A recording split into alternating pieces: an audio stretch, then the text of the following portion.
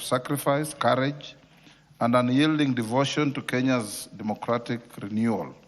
She acclaimed his stewardship in governance, justice, and inclusion as the bedrock upon which Kenya's vibrant democracy now stands. Honorable members, on behalf of the House and on my own behalf, I wish to extend our gratitude to the East African Legislative Assembly and the Transitional National Legislative Assembly of the Republic of South Sudan for their solidarity with our Parliament and the people of Kenya in this hour of national mourning. I thank you.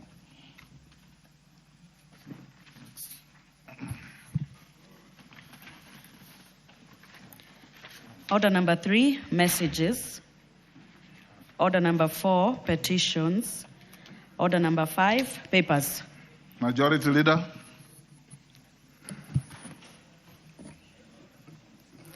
Honorable Speaker, I beg to lay the following papers on the table of the House today, Wednesday, November 5th, 2025, afternoon sitting. Reports of the Auditor General and the financial statement for the years ended 30th June 2025 and certificates therein with respect to 1. Council of Legal Education Staff Car Loan and Mortgage Scheme. 2. Council of Legal Education. 3. East Africa Portland Cement PLC. 4. Kenya Vision 2030 Delivery Secretariat. 5. Kongoni Technical and Vocational College. 6. National Youth Opportunities Towards Advancement Credit Numbers 7355KE and 7356#KE, grant number E210KE and TFOCI 1509KE, National Industrial Training Authorities, NITA. 7. Rift Valley Technical Training Institute. 8. Support to waste management at Lake Victoria South Project Credit number BMZ number 2013-65352, Lake Victoria South Waterworks Development Agency. Number 9, Tourism Research Institute. 10, Treasury Main Clearance Fund, the National Treasury. 11, Turkana University College. And 12, Witness Protection Agency. Thank you, Honorable Speaker, and I lay.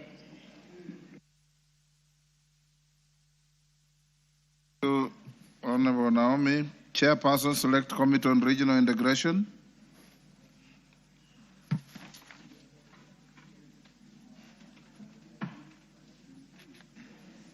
Mayaka. Thank you, Honorable Speaker. Honorable Speaker, I beg to lay the following papers on the table of the House today, Wednesday, the 5th of November, 2025.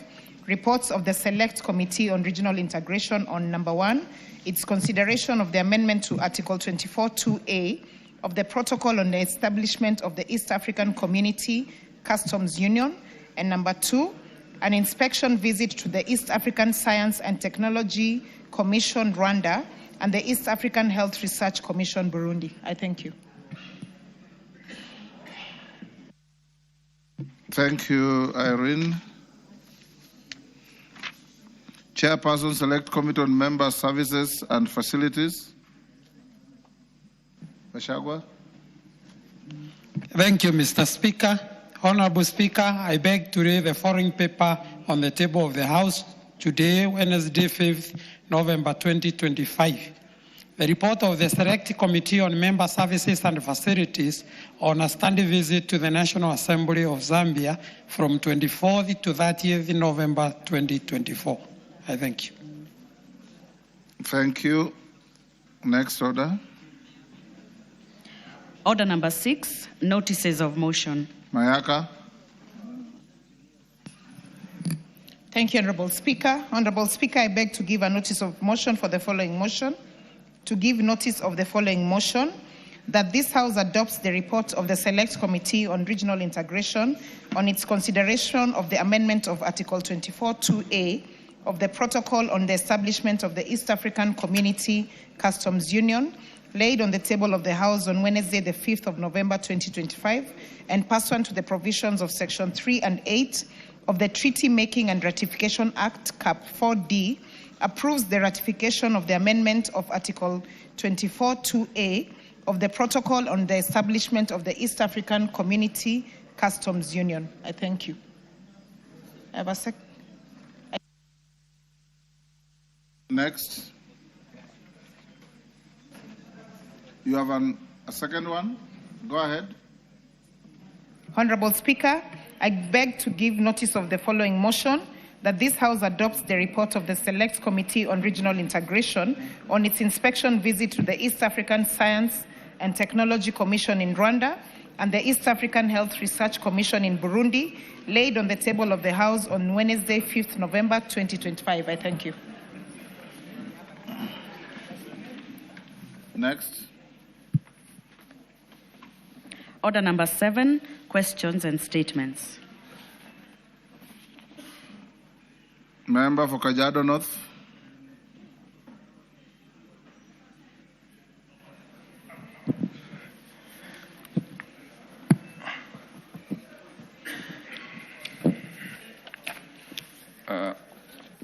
Excuse me, Mr. Speaker, I request for a minute. Chair, Departmental Committee on Agriculture and Livestock.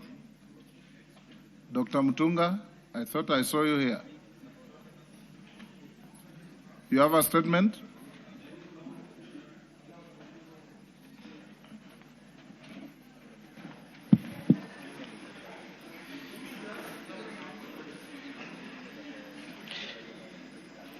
Thank you, Honourable Speaker. Honourable Speaker, I wish to make a statement on the inquiry into the pricing of tea in Kenya pursuant to the Standing Order number 44(2)D.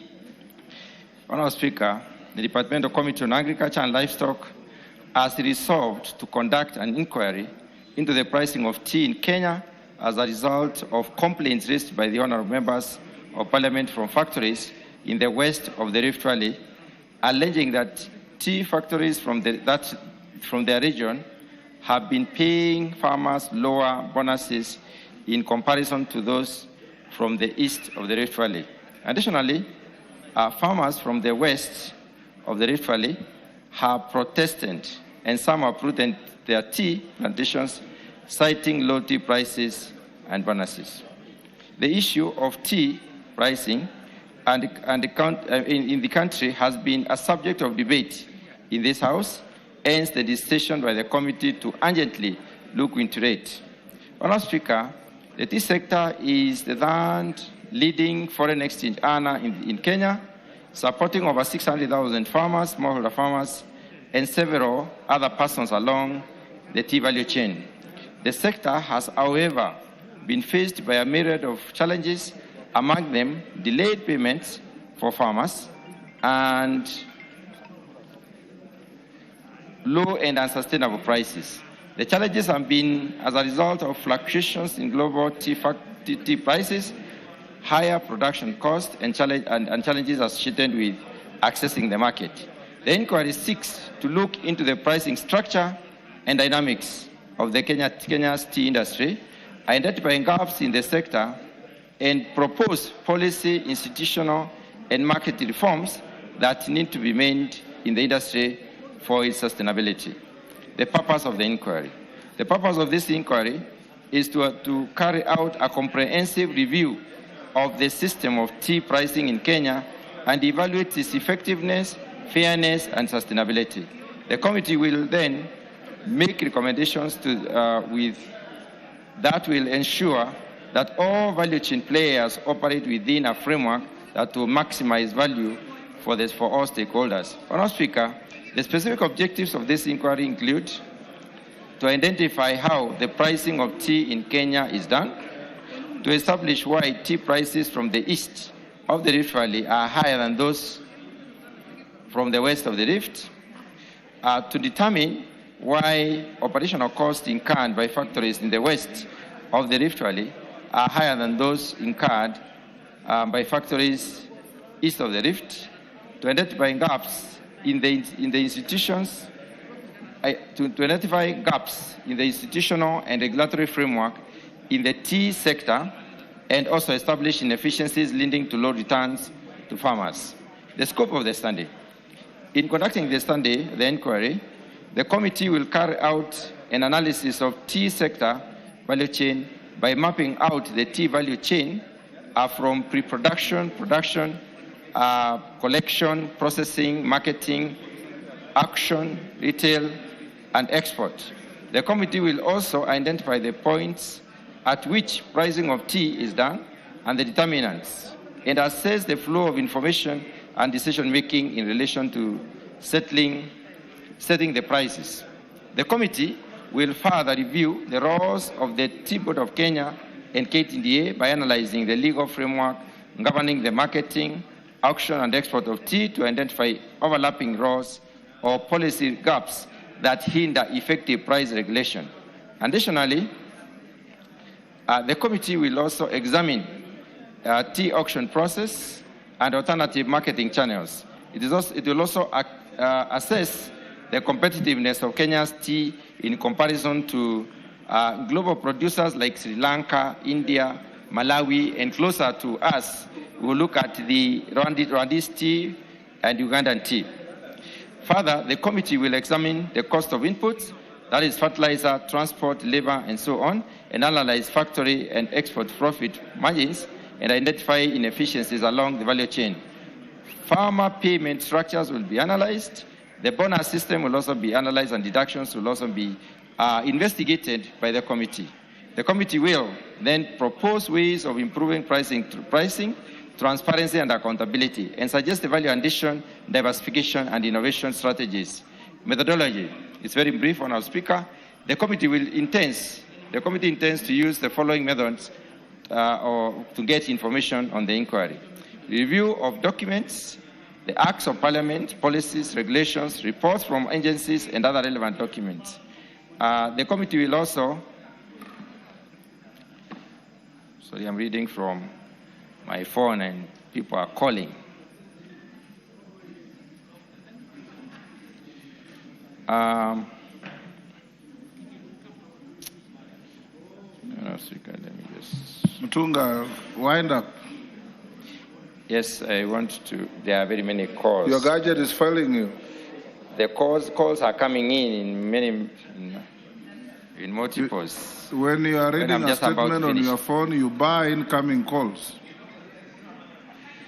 Okay. I was on the methodology, Honourable Speaker. The second thing we are going to do in terms of methodology is hold meetings with the regulatory and marketing agencies, the State Department for Agriculture and Research, the Tea Board of Kenya, the Kenya Tea Development Agency. Also conduct field visits to factories in the west of the Rift, as we have done, which was already done. We've already done this. We shall therefore do a visit to the east of the Rift Valley, and also conduct field visit to Mombasa Tea Auction and quality analysis, as well as tea testing laboratories, and hold meetings with stakeholders in the tea sector, like the State Department for Agriculture, KTDA, and the Tea Board of Kenya. The framework for operation is also outlined, Honourable Speaker, and we intend to be done by 27th of November this year. So we are going to do this quite fast. So, Honourable Speaker, I invite members who are interested in this matter to attend the meetings with the Departmental Committee for Agriculture and Livestock, Tea Board of Kenya, and KTDA, and the Ministry, so that will take place on the 13th of November 2025 at 10 a.m. At a venue that shall be communicated later as friends of the committee, and therefore they will have their issues resolved. Honourable Speaker, I submit. Honourable Mutunga, order members. Members on their feet, take your seats. No kamkunjis in the house. Honourable Mutunga, I followed your statement very closely. I had also been visited severally by a team of members led by the Kisii woman representative, Mama Donya, with hot on her heels, Brighton Yegon, Richard Yegon, Ambassador Sigei, and several others. What you have read to the House has some truths and non-truths. The issue being agitated, and these members have brought a motion to set up a select committee, and I can see you are forestalling this as a committee of agriculture wanting to do that work, which is within your mandate. The issue is very simple, because I've listened to you very carefully, because I'm inundated with inquiries and phone calls and insults, as if I will determine the pricing of tea. You don't have to go to Sri Lanka or Uganda or India to explain to Kenyans the issues at hand. Why east of the Rift Valley gets higher bonus than west of the Rift Valley? I think that is the question. And that is what I've been seeing coming to my desk. The inputs are the same. There is no evidence that the soil topography is different. There's no evidence that the quality processing is different. And there's absolutely, in my mind, no evidence that you have brought to this House to show that Uganda or India or Sri Lanka have equal or similar differential payments. So you don't need to bring them into this. What I would advise you, and you have taken the right step, I will advise Honorable Donya, Honorable Yegon, Honorable Sigei, and Honorable Richard Yegon to be co-opted in your committee. And I direct you to carry out that inquiry and bring back a comprehensive report to the House in 3 weeks.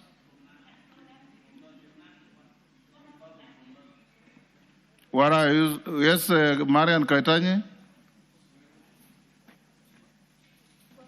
Honorable Speaker, I think the committee you are proposing that it be created is a good one. The only request we wanted to make is that the members who are being co-opted, we don't have anyone from Nandi County, yet Nandi and Bomet, no, Bomet is there.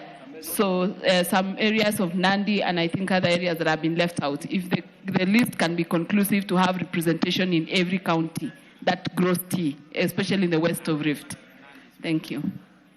Maybe the 3 distinguished members from Bomet, can one of you drop out?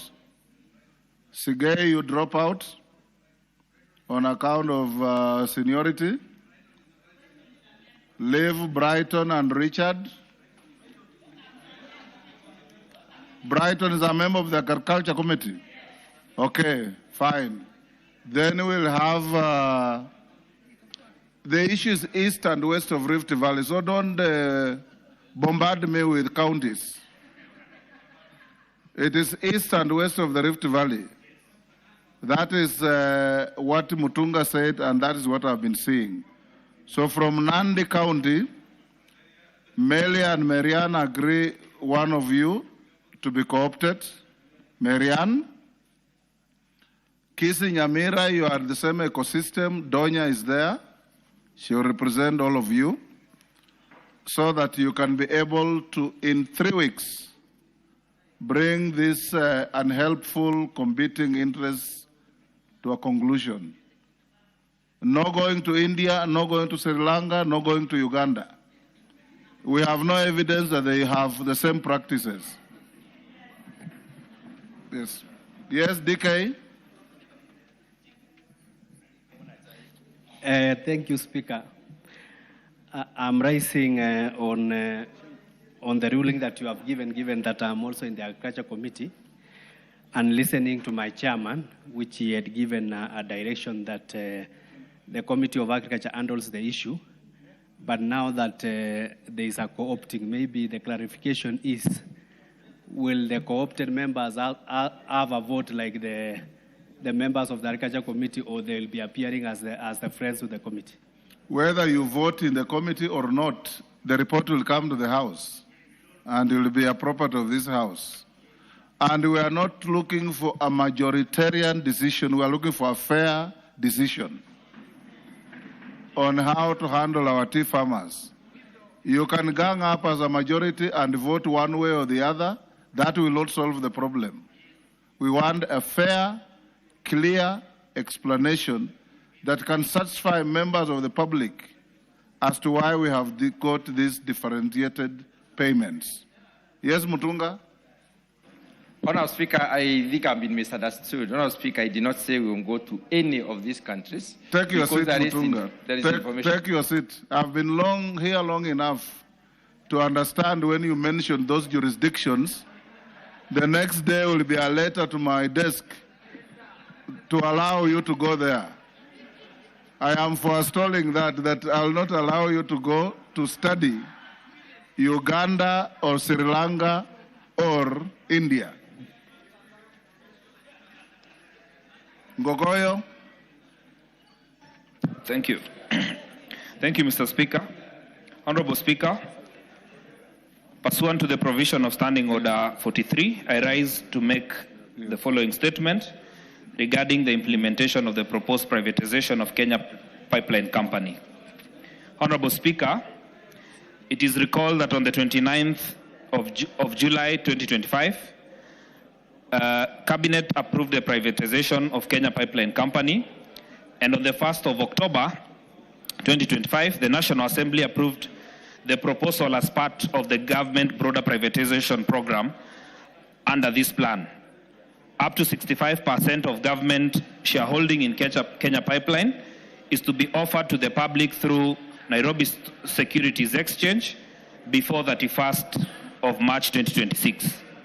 Honorable Speaker, while acknowledging that privatization is intended to promote efficiency and broaden public participation in the ownership of the company, there are serious public interest matters that are required to be that require clarification and assurance. First, there are questions regarding the valuation and pricing of Kenya Pipeline Company. The company is a strategic national asset with extensive infrastructure across the country and the region, including pipeline, storage, depots, and vital energy installation. There is public concern regarding the valuation process, the independence of the valuer, the assumption that will inform the valuation, and whether the reserve price will truly reflect Kenya Pipeline current projected market value. Additionally, it is noted the following. Cabinet approval in 2023, Kenya Pipeline acquired Kenya Petroleum Refinery Limited by way of 100% share transfer agreement.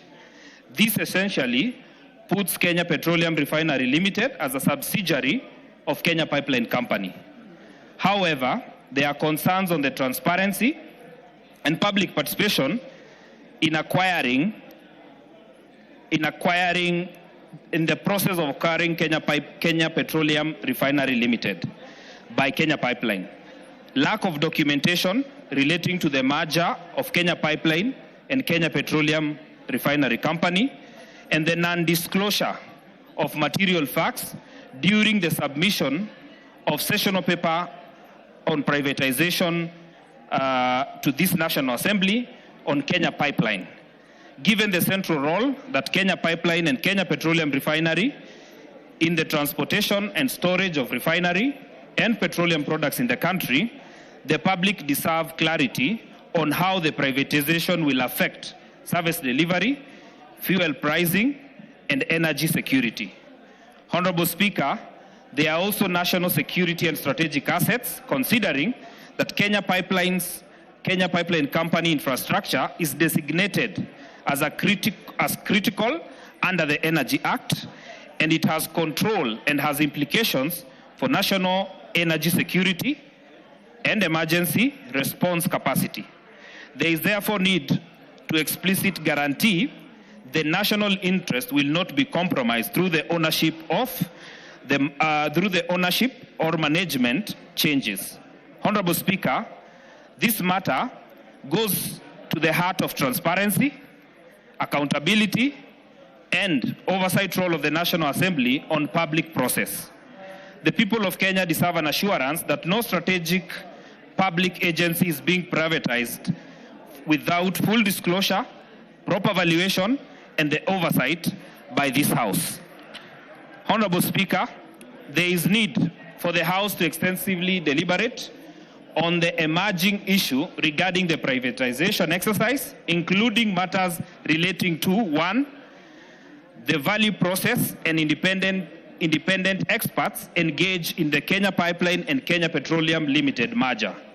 2, the legal and policy consequences of the privatization exercise, noting that the acquisition of Kenya Petroleum Refinery Limited by Kenya Pipeline, and 3, the extent the public participation undertaken, including consultation with sector stakeholders, employees of the Kenya Petroleum Refinery Limited, and Kenya Pipeline Corporation. Acquisition and reported merger. The measures in place to safeguard employee welfare and protect the strategic infrastructure. And 5, the intended application process and accountability framework for monitoring their use.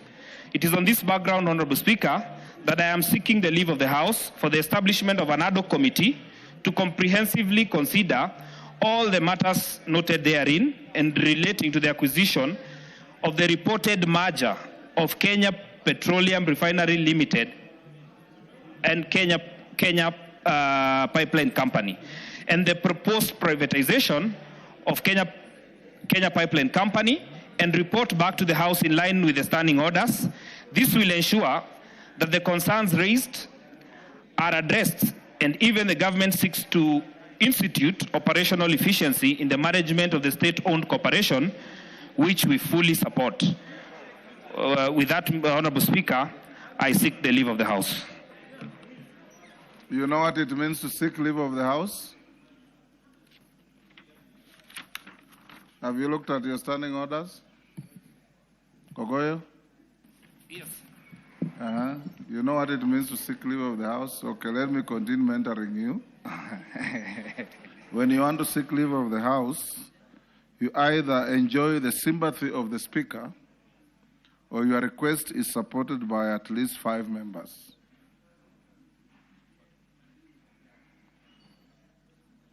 Are you seeking my sympathy or you have 5 members? I have 5 members, Mr. Speaker. You have 5 members? Yes. Where are they? Okay. Take your seats. That's hurdle number 1. Hurdle number 2 is now. That is hurdle number 1. Hurdle number 2, you prepare a motion which will go to the Speaker, then to House Business Committee. If it finds favor with House Business Committee, then it will find its way to the House.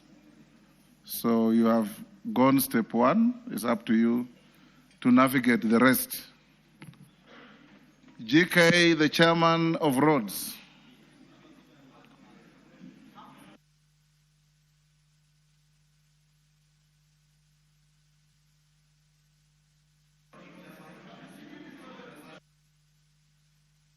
Melly.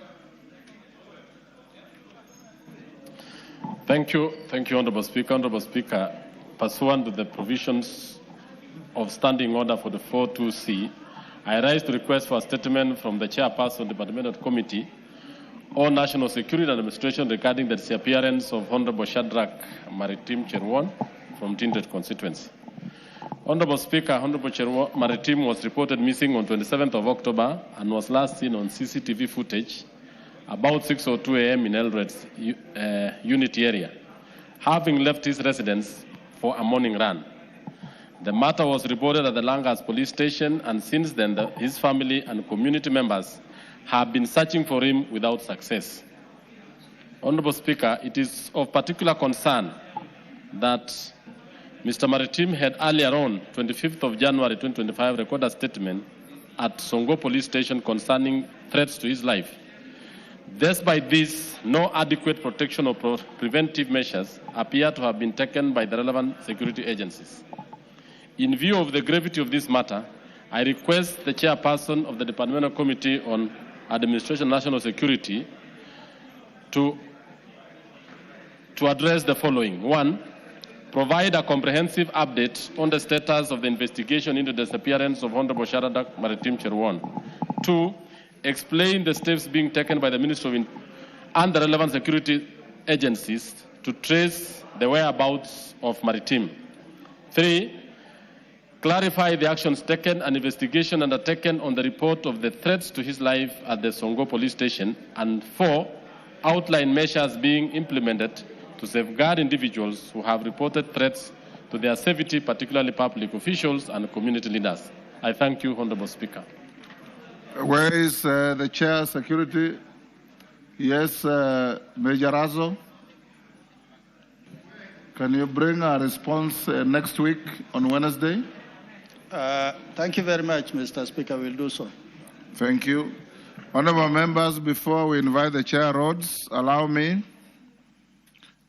to introduce to you a group of 18 students from Starehe Boys Center, Alliance High School, and Kianda School who are seated in the Speaker's Gallery.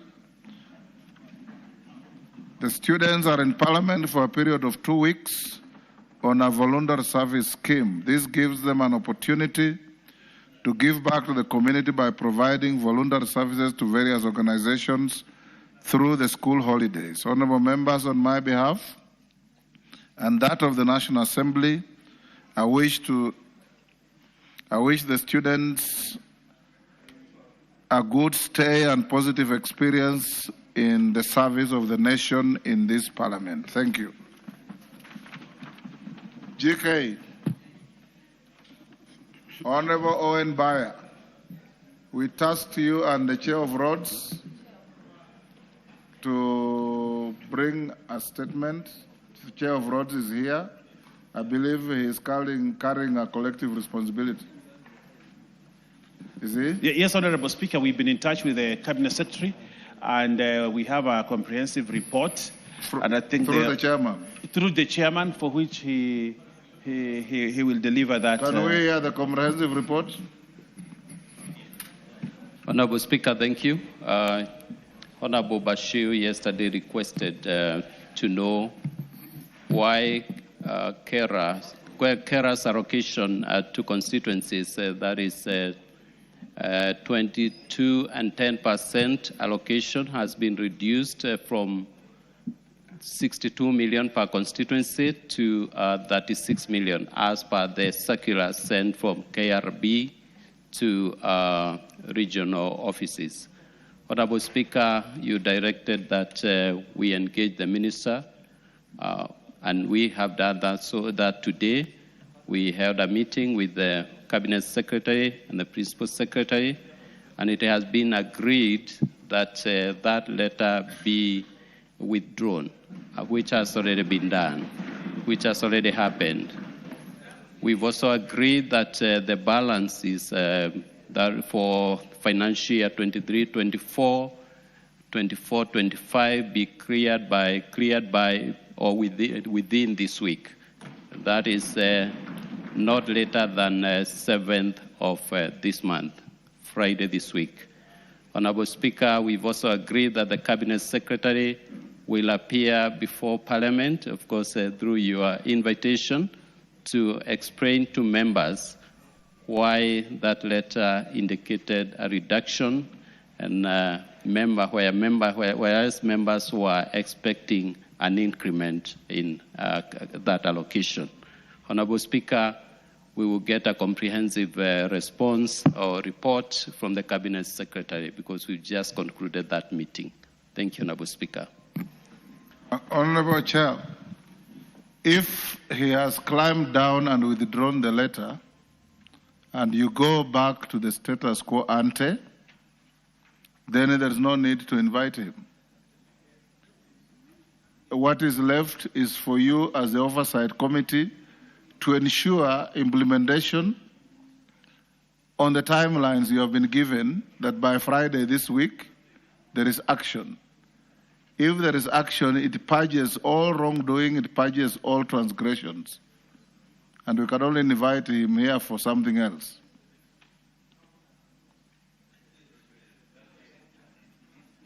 Well guided, Honorable Speaker. I think the only bit the Cabinet Secretary needs to explain to members is the securitization bit. That is 5 shillings per litre, which has been used to securitize resources that will help us clear the pending bills. That, according to the Cabinet Secretary, will slightly reduce the allocation per constituency by not more than 10 million per constituency.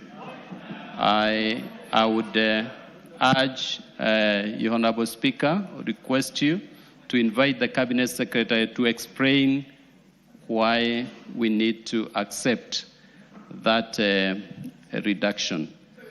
He is better placed to convince members to accept that. I am a member, and I would wish that that clarification comes from the Cabinet Secretary. Thank you. I get you. I don't want to escalate this. I'll look at the Hansard, what you said and what you are saying, and I'll advise you, if I require, I'll summon the minister here early next week so that you can interrogate him. I will not allow you. Let's have Minister Ogamba to come here and deal with education issues. As he comes in,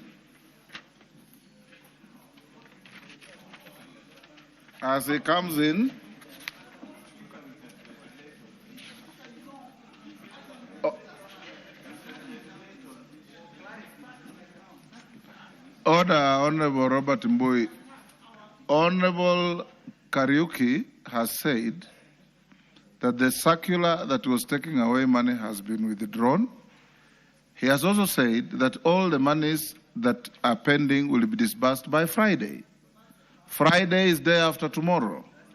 If there is any issue, I will oblige you and call the minister here for you to interrogate him. But since we have 2 cabinet secretaries here today, one and you, Robert, have been very agitated on the issue of capitation of schools. Minister Ogamba is here. I want us to give him, because it's not a scheduled day for him, so that we give him a little time, you interrogate him on this, then we go to health, then we can deal with this next week. I know you as a reasonable man. Are you okay? You're Yes, Robert, are you okay? Thank you.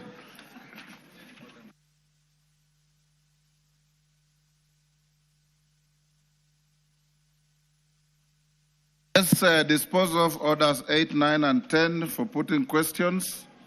Then we have Minister Ogamba for 30 minutes, and then we have Minister for Health. Call out order number 8. Order number 8, motion, consideration of 10 regulations relating to the petroleum sector. Question to be put. Order, members on their feet, take your seats.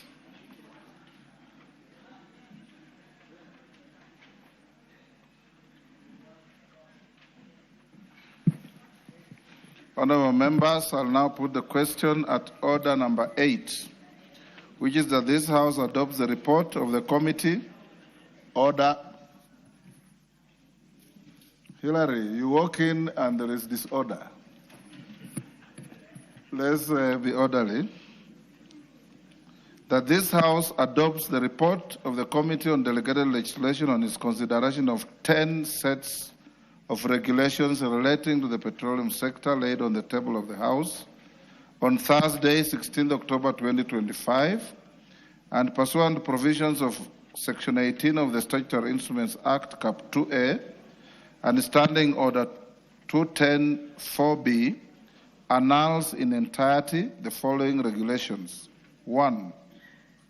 The Petroleum Business Licensing and Petroleum Logistics Facility Construction Permit Regulation Legal Notice Number 95 of 2025. The Petroleum Licensing of Petroleum Road Transport Business Regulations, Legal Notice number 96 of 2025. The Petroleum Operating of Common Petroleum Facility Regulations, Legal Notice number 97 of 2025. The Petroleum Information and Statistics Regulations, Legal Notice number 98 of 2025. The Petroleum Lubricants Facility Construction and Licensing Regulations, Legal Notice number 99 of 2025. The Petroleum Retail Dispensing Site Construction and Licensing Regulations, Legal Notice number 100 of 2025. The Petroleum Liquefied Petroleum Gas Regulations, Legal Notice number 101 of 2025. The Energy, Petroleum Information and Statistics Revocation Regulations, Legal Notice number 102 of 2025.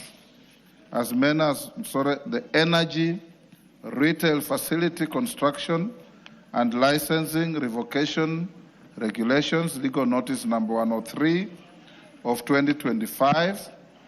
And lastly, the Petroleum Products Quality Management Regulations, Legal Notice number 104 of 2025. As members of that opinion say aye. Will those of the contrary opinion say nay? The ayes have it. Next order.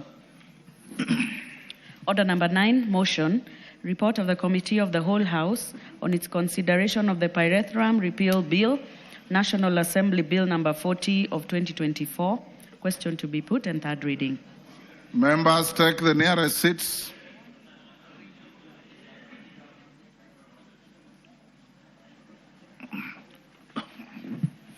Honorable members, I'll put the question at order number 9, which is that this House do agree with the report of the Committee of the Whole House on its consideration of the Pyrethrum Repeal Bill, National Assembly Bill number 40 of 2024. As members of that opinion say aye. Will those of the contrary opinion say nay? The ayes have it. Mover. Honorable Speaker, I beg to move that the Petroleum Repeal Bill, National Assembly Bill number 40 of 2024 be now read a third time. Just to bring to speed, Honorable Speaker, that this bill was about repealing the Pyrethrum Bill because it was in contradiction to other bills, and therefore yesterday we had the honor to repeal this bill and do away with it, Honorable Speaker. And therefore, having said that, and I want to thank the members that contributed to this bill. It will help us grow the pyrethrum sector, and farmers that are in the pyrethrum sector, Honorable Speaker, will now enjoy the maxims that are provided for in the law that exists. And having said that, Honorable Speaker, I want to request the Honorable Pilot, Member Mwingi, CNN, to second me on this. And for the record, you can't repeal a bill. You only repeal an act. So you are repealing the Pyrethrum Act. Is that correct? Because you have gone on record as saying you are repealing a bill. Can I go on record? Yes. Okay, Honorable Speaker, I beg to move that the Pyrethrum Repeal Bill, yes, National Assembly Bill number 40 of 2024, be now read a third time. So I want to say this is an act that was already in existence, Honorable Speaker, and we brought a bill that repealed the act, yes, and therefore the act does not exist anymore, Honorable Speaker. It still exists until we finish this. Until we finish. Until we finish, Honorable Speaker. Thank you for the correction, Honorable Speaker. Yes, Nguna. Yes, Mr. Speaker, I was in the House actually, and I confirm I want to second what Majority Leader has said. So I second. Thank you. Order, members on their feet. Makali Mulu, take the nearest seat. Naisula, take your seat. Honourable members, I now propose the question, which is that the Pyrethrum Repeal Bill, National Assembly Bill number 40 of 2024, be now read a third time. Do I put the question? Honourable members, I now put the question, which is that the Pyrethrum Repeal Bill, National Assembly Bill number 40 of 2024, be now read a third time. As many as of that opinion say aye. Will those of the contrary opinion say nay? The ayes have it. Next order. A bill for an act of parliament to repeal the Pyrethrum Act and for connected purposes. Order number 10, the Maternal, Newborn and Child Health Bill, Senate Bill number 17 of 2023, second reading. Question to be put. Order, Honorable Makali Mulu. Take the nearest seat.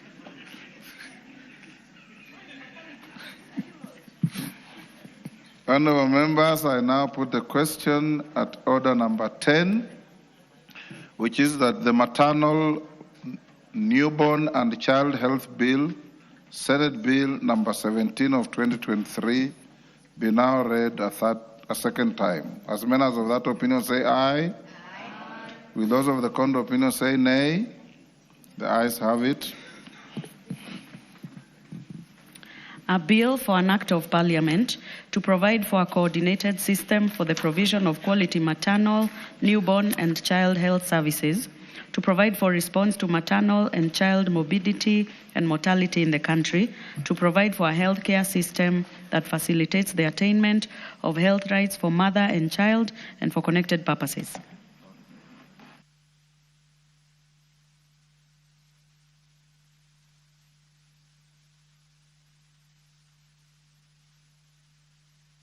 Thank you. We'll now go to the Minister, Honorable Migos Ogamba, Minister or CS for Education. You are here for a single purpose, to explain to the House the issue that has been brought to your attention on delayed remittance of money to schools. I want us to take with you 30 minutes because we have a scheduled minister for health to come and answer questions. Yours is an appendage to the order of the day. So I'll now give you an opportunity to address the House, and I'll then, before you do that, there's an MP whose question is related to this. Naisula, are you ready? If you are not, it's different. Okay. Go on, CS.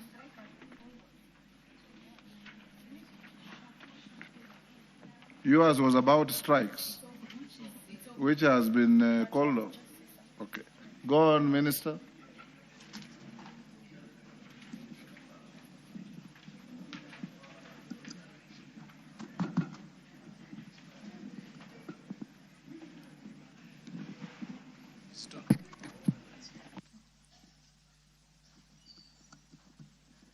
Yes, Melly, you are the one who brought this to the House, right?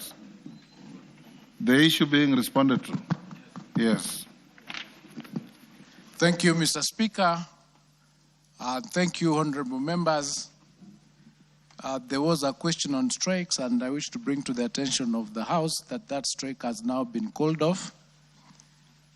And I was wondering whether I should be allowed to respond to that question first before I do the capitation one? Or do I proceed with the capitation one? Okay. Thank you, members. Members, as I informed the House during my last appearance before this House on the 8th of October 2025, the Office of the Auditor General reported that some of the schools that had received capitation from the Ministry of Education were non-existent. Following this report, we decided as a ministry to undertake a comprehensive verification exercise to determine the actual number of schools and learners in the country. To ensure transparency and accountability in the utilization of public resources, we decided that capitation shall only be disbursed to schools whose enrollment will have been verified. I wish to highlight the status of capitation disbursement to schools at the various levels as follows. Mr. Speaker, in the capitation cycle released for the third term, the ministry used an enrollment of 5,833,175 learners in 23,889 primary schools to request for capitation funds amounting to Kenya shillings 1,656,741,687. This amount was subsequently released to the from the National Treasury to the Ministry of Education for disbursement. A total of Kenya shillings 1,366,659,000. A total of 1,366,659,262 shillings has been disbursed for a total of 4,812,189 learners as follows. Number one, 16,788 schools with an enrollment of 4,295,820 learners were cleared for full capitation and paid a total of 1,220,012,880 shillings. Number two, 235,461 learners in 3,979 schools below the threshold, that is students with less than 90 learners, were paid full capitation amounting to 66,870,924. 3,065 schools which had not submitted data or submitted data in the wrong format were paid 50% of the NEMIS enrollment. This covered 280,900 learners, accounting for Kenya shillings 79,775,458. Mr. Speaker, in the capitation cycle released for the third term of this year, an enrollment of 2,430,398 learners was used to request for capitation funds for 20,927 junior schools. Consequently, the National Treasury released a total of Kenya shillings 5,702,842,725.04 to the Ministry for this level of learning. Following the ongoing verification exercise, 2,943,224 learners in 20,630 junior schools have been cleared and their capitation released, translating to disbursements of Kenya shillings 5,134,773,150.80. This amount includes Kenya shillings 78,202,838.30 that was paid for 56,599 learners in 2,145 CS, that are in below. the interest of time, Yes.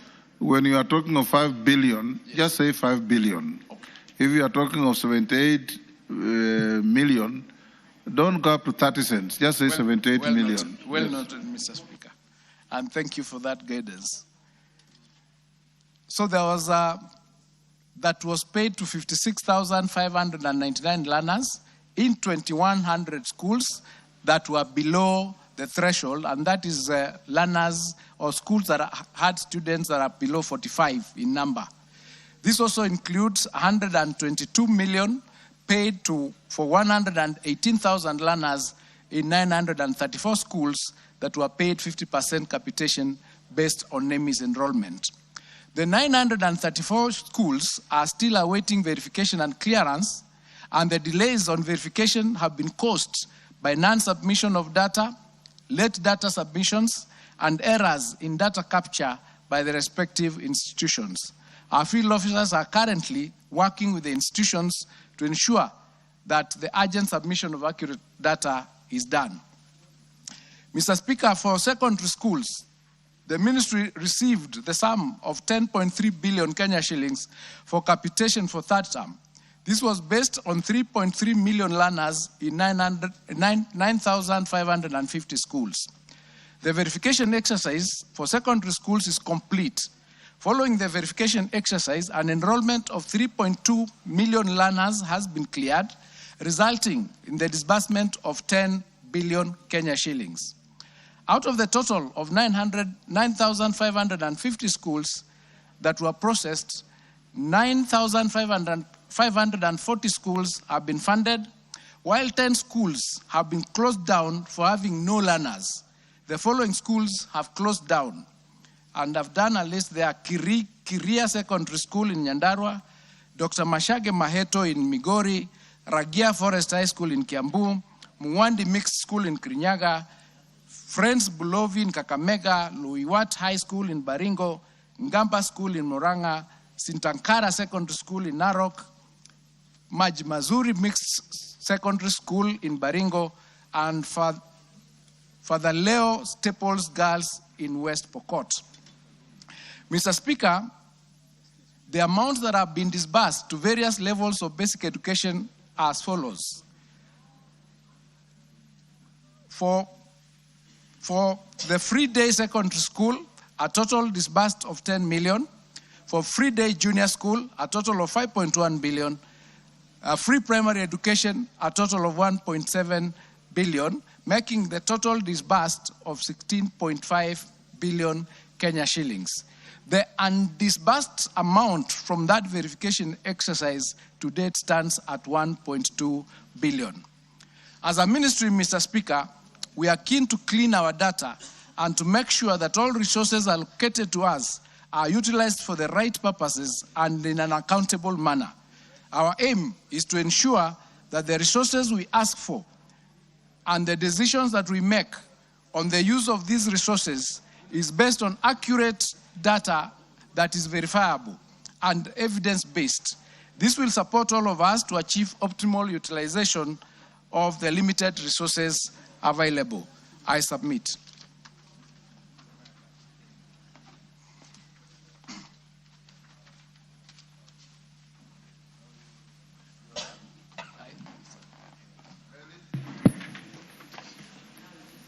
Were you listening, or you are Yes. talking to I was McLeod? listening, Honourable Speaker. Honourable Speaker, I want to say that I asked that question on behalf of the many members of Parliament who are here, and on behalf of Kenyans because of the issues of capitation which was affecting administration of exams and management of schools, because these money are very essential, especially in the running of schools now that it's examination time.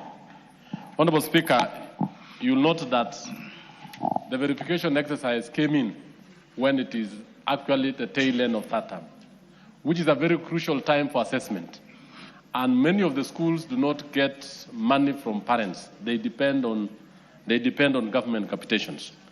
Honourable Speaker, I want to ask the CS that, yes, it is very important, and I want to thank you that you do verification, but let's do it on time so that it doesn't interfere with the running of exams and the running of schools, so that during the holiday time, when teachers, when the sub-county directors of education and the quality assurance officers are within, they'll be able to run this exercise, and those teachers who are found to be fraudulent and to have increased the number of students or to have ghost schools, action need to be taken on them. In that, this kind of exercise is actually very important to save the taxpayer, the issue of ghost schools and ghost learners. But it should not cause a problem or an impediment to the running and management of those particular schools. I submit, Honourable Speaker. Thank you. Wanjala.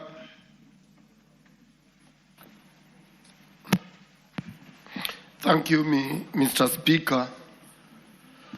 Mr. Speaker, the Minister of Education has been telling Kenyans that they disbursed, and this was, in fact, last financial year, that they disbursed money to ghost schools. They even gave the number of the schools that got that were ghost, who received the money. It is this same ministry that wired the money to those schools. They must be knowing the accounts. They must be knowing the signatories. Mr. Speaker, the Ministry of Health recently came in and did arrest those people who have been stealing sham money. Why has it taken so long for this minister to arrest those people who withdrew the money and in those ghost accounts of schools that they call ghost schools, and those who wired the money, because they must be knowing. For how long will we be waiting? And yet he is causing other children to suffer for nothing. He should move the way the Ministry of Health has moved. Thank you, Mr. Speaker. Ngare. Thank you. CS, record the interventions. Thank you, Mr. Speaker. You know this has been a very serious issue, and I think Honorable Anjala has raised it, the criminal culpability. I will not repeat it. But, Mr. Speaker, you remember yesterday we raised the issue of circulars, which the CS should address. Do the heads of institutions take these circulars serious anymore? Because, Mr. Speaker, the ministry has said they have issued a circular on when children should go to class. That was raised by Honorable Donya in this House. They have issued a circular on non-holding of certificates, Mr. Speaker. They have issued a circular for KCSE students not to be sent home for school fees, especially in that term, Mr. Speaker.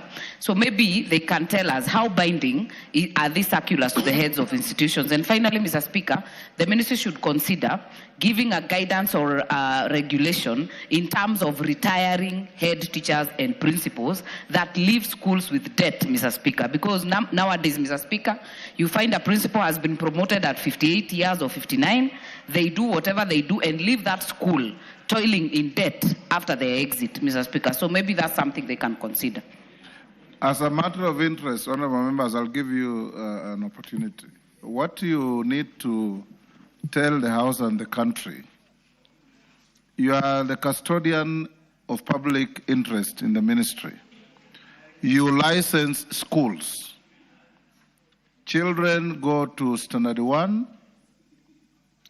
with variables of transfers from one school to another, which is not order nguna, which is not substantial. How does your ministry end up at the tail end when children are going to do exams, start verification of records that you ought to have been keeping and updating all along?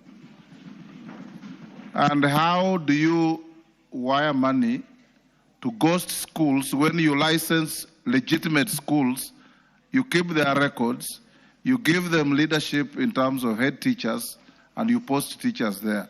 How do your officers end up creating non-existent schools and sending them money? You know, these are public resources. I think, members, these are some of the issues the minister should assist the House and the country on. Yes, Carolo Mondi. Thank you very much, Right Honorable Speaker.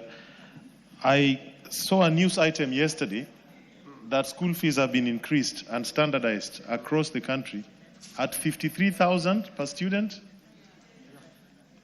at a time when we know the incomes have not grown in this country, the cost of living remains fairly high, and a lot of parents are struggling just to pay the current fees.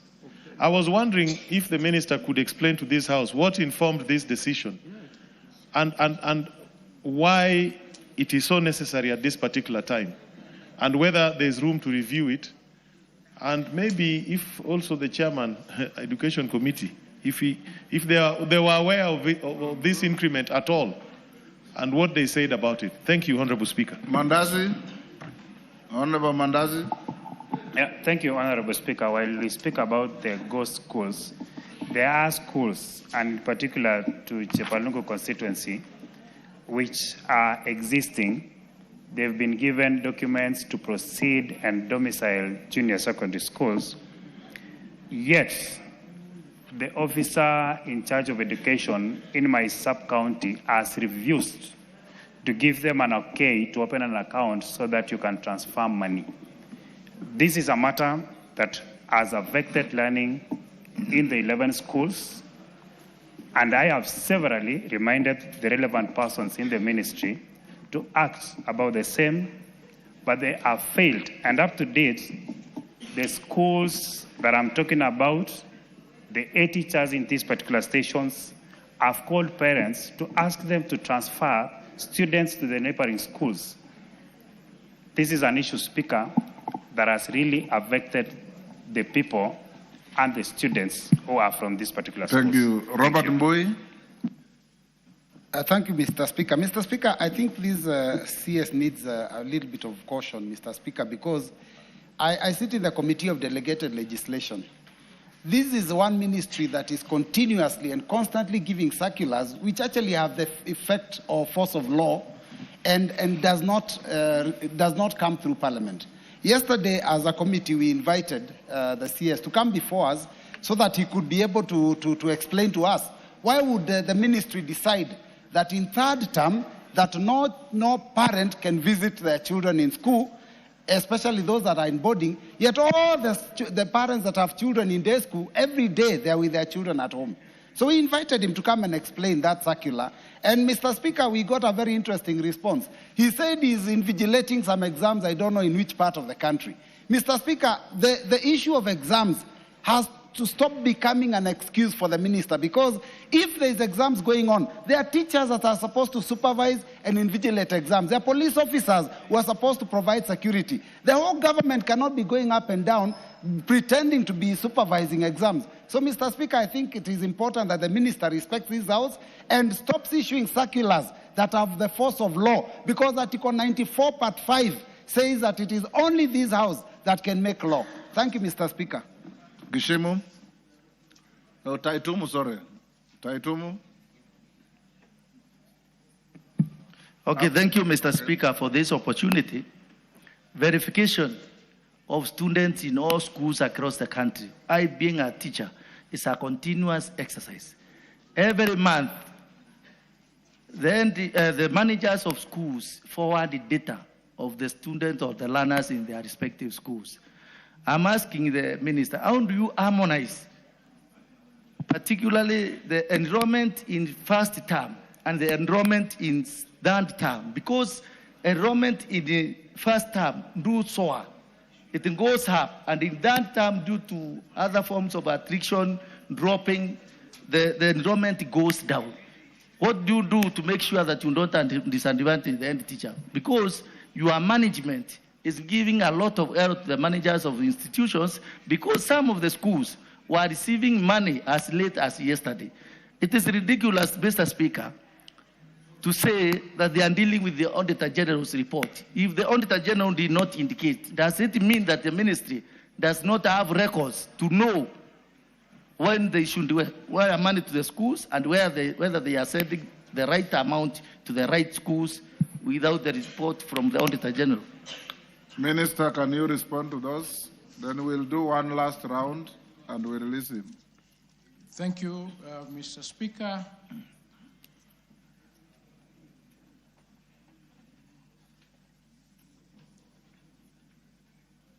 The reason why we decided to undertake the verification during this time of third term is because the report came out in August. I think there was hue and cry that we are releasing money to schools that do not exist. It would have been irresponsible of us to ignore that report and continue releasing the money the same way we used to do. So we thought what is the lesser evil, to confirm the numbers that we have, or to continue releasing the money and wait for another time to undertake this exercise? So we made a decision that we will do the verification as we are releasing the money.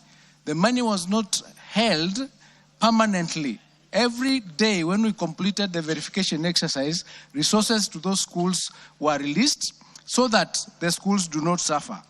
Eventually, when we realized that it is taking longer than we expected, we decided to release 50% of the capitation to the schools that had not submitted the data as we continued to undertake the exercise. Meaning, therefore, that there was no school that did not receive resources to be able to undertake their continuous programs in school because of the verification exercise. Mr. Speaker, the information that I've given, it is clear that this exercise has borne fruit, Because as we have completed the exercise with only 934 schools that have not completed the exercise, where 79 million has been released to 50% of the numbers that they had presented, meaning that even if we were to release 100%, another 79 million, the balance that would be having is 1.1 billion, for which was being released for numbers that do not exist. That's why this exercise was important, and we have ensured continuously that our children do not suffer in those schools once the exams were nearing. And I can assure the House here that everybody is undertaking the exams and we are on track. The information that we have collected, it is now being analyzed to determine the issues that this House has raised. Have we been releasing money to schools that do not exist? Which school is this? This is the identification and analysis that we are doing because of that verification exercise, after which we are... Minister, if the school doesn't exist, the question of which school is this does not arise. I'm saying, yes. Mr. Speaker, look, for example, the 10 schools that have closed. We need to find out why did they close, because when we asked the teachers why the schools closed, they said there were no students. So now we have to go back on the records and find out previously, has money been released to these schools, so that we can determine whether there is fraud or not. We got to get some evidence in order for us to submit, so that when people are arrested, they can face the law. The position of what the Auditor General did, which was sampling, because it was a forensic audit, that data is already with EACC, and they're already undertaking that exercise of investigating, taking statements, so that they can take control of that space and charge the people who are involved. We just want to get your support so that we can be able to resolve this matter once and for all. It is true, we have records, but are these records correct? That's what we are looking at. Mr. Speaker, I think the minister is misleading this House. EACC doesn't take away the responsibility of him as a minister.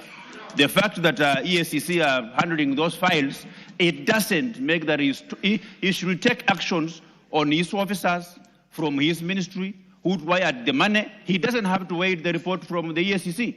He remains the minister in charge of education in this country, and he must take action regardless of what the EACC will do. So he should not mislead this House, Honorable Speaker.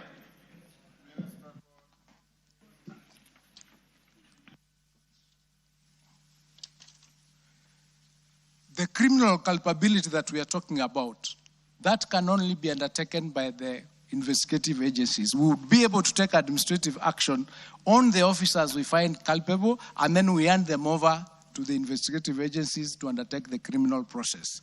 That is already being done. Minister, you'll help. I don't want us to take very long on this. You'll help this House this way. You have officers of your ministry in each and every county who have a duty to keep and update records of schools continuously and furnish to your ministry. That money, public resources have been wired to non-existent schools for non-existent students. How many of your officers have you interdicted for doing this criminal act? Once we get that, then the committee will follow up with you to deal with these issues.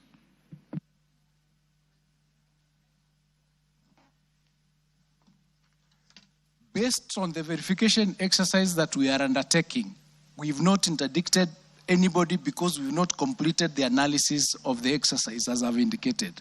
We've completed the data collection, which is what I presented here. And once we complete the exercise, we will then be able to take action. It is at that stage where we are analyzing the data that we've collected in order for it to inform us who is involved, which bank accounts, which institutions, which individuals, which officers, which sub-county, so that we can then take action against them.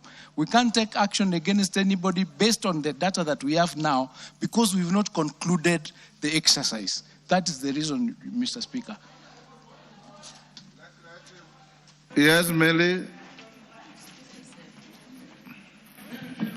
Mr. Speaker, the CS is disappointing me, being an alumni of the same primary school as myself, Homa Bay Primary School. Mr. Speaker, from what the CS is saying, Honestly, that does not take even 2 days. So if there are things that are going wrong, and if there's one problem that we have been facing as a country, is the issue of corruption. And we have been told that we have actually identified where there are corrupt practices. Why would we be taking so long telling us that we are trying to trace here and there? You have found that there is a school, non-existent school, and somebody has paid to a non-existent school. Can I come to your office and tell you who paid to that school? It's as simple as that. Just pinpoint who paid that non-existent school and throw them out of the office. It's as simple as that. It's as simple as ABC. Minister, let him finish this round, then we take a few more. Mr. Speaker, yes. I had difficulties making that decision because the exercise is not complete. I have indicated here that there are another 934 schools that have not submitted their data. So we wanted to have this as a complete exercise, prepare a complete report, including what action we have taken, where we think there's a crime committed, would then forward it to the investigative agencies to undertake. It would have been premature for me to take action against officers before I confirm for sure that this is the position or this is the offense that they have committed. We are all of us taking this exercise in order to take action at the end of the exercise. That's the reason why. Yes, I'll take 3 here, then we close. Rachel Nyamai. Thank you, Honorable Speaker. Honorable Speaker, I am equally disappointed, just the way the Honorable Millie Odhiambo is, because the Cabinet Secretary, who I believe is very knowledgeable, is telling us that 1.1 billion... He is a lawyer of very good repute, by the way. I don't know why he's doing this. Yeah, very true. So, Mr. Speaker, it is worrying to be told that 1.1 billion was released in favor of numbers or students that do not exist. Mr. Speaker, he also tells us that 934 schools have benefited from money and he is not able to verify. Mr. Speaker, there is a problem. I think it's a huge curtail that ensures that information is not provided. If it is provided, it is not provided within the right time, and that even the Cabinet Secretary himself could be having a lot of problems below him, at the director level, at the county level, at the sub-county level, at the, which is the other level, zonal level. So there must be a problem. And 934 schools, Honorable Speaker, is not 9 schools. It means that there is a problem of failure to provide information. These people are not providing information, have a name, have an identity card, they are known where they belong to, their counties are known, their sub-counties are known, their wards are known, and they can be arrested. It is happening in other ministries. Why not in the Ministry of Education? Owen Bayer. Speaker, I want to say this, yeah. Don't say, ask the minister. I want to ask the minister. Yes. You know, you need to take action not only on teachers. That ministry, there are people who have overstayed in certain positions that will forever guard the information. Yourself and the PS are new there. There are people who are very strong roots, deep roots, and they will protect their system so that they continue to eat the money in that ministry. Unless you become ruthless and have ruthless focus on those people, Honorable Speaker, money will continue to disappear in that ministry. So what you need to do is do what Kiraitu Murungi said, a radical surgery in that ministry, just like they did in the judiciary, so that you can unearth, but as you unearth, it also goes with people who then you will get breathing space and space to manage that ministry. Otherwise, our children will continue to suffer if we go that way. I can assure you, Honorable Minister, you will wait for that date and it will not come. You will. I have seen it in my county. The people there protect each other. From the county director who has stayed there for over 8 years, to all the sub-counties who have stayed there for over 10 years. And everybody else is just comfortable waiting for the money from the ministry to eat the money. Honorable Speaker, unless radical surgery is done in the Ministry of Education, we will continue to say the same things here. Honorable Speaker, I thank you. Thank you, Honorable Speaker. As we join this, the Cabinet Secretary must be aware that, as Baya said, the ministry is full of cartels. For example, there is a deliberate process to understate the number of learners in some schools and inflate in others. How is it done, Honorable Speaker? They deliberately refuse to admit them or register them in NEMIS as it is now, on very spurious reasons, non-existent reasons at all. For example, I can tell you, Honorable Speaker, and I want to tell the Cabinet Secretary, that in Funyula constituency, we could be having about 25% of the children in school who are not registered in the ministry records and they do not get that capitation. What is he going to do to clean up the ministry to ensure there is fairness in distribution of the resources available? Thank you. Russell. Thank you very much, Honorable Speaker. Honorable Speaker, listening to the CS here, I am really concerned because today there's more supervision of education in our counties and sub-counties. What didn't exist maybe during your time or my time. We have curriculum support officers, quality assurance, all the way to the divisions. So that simply means that what he is telling us, either there is no supervision or there's too much bureaucracy in education that we can have schools that don't exist, or youngsters or learners who cannot be found or registered. For that reason, let the minister explain to us, are we overemploying in education, particularly in those who are supposed to supervise? Thank you, Honorable Speaker.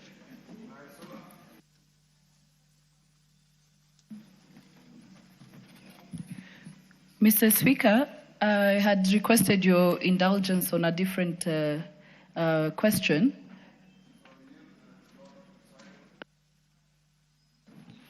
Thank you, Honorable Speaker. Honorable Speaker, my biggest worry will be what Owen Bayer tried to allude to.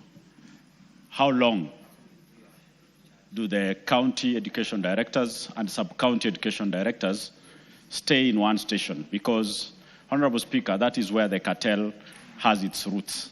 These are the people who are forever going around schools, collecting money from the heads of institutions and threatening them on what will befall them if they don't comply. Why do sub-county education directors stay in one station for 10 years? We saw the Ministry of Interior ensuring that police, OCSs, do not stay more than 3 years in one station. Why can't they do the same so that they don't come here to tell us 934 schools have not submitted their returns? Yet, if you look, 934 divided by 47 counties, that is one day work, Honorable Speaker.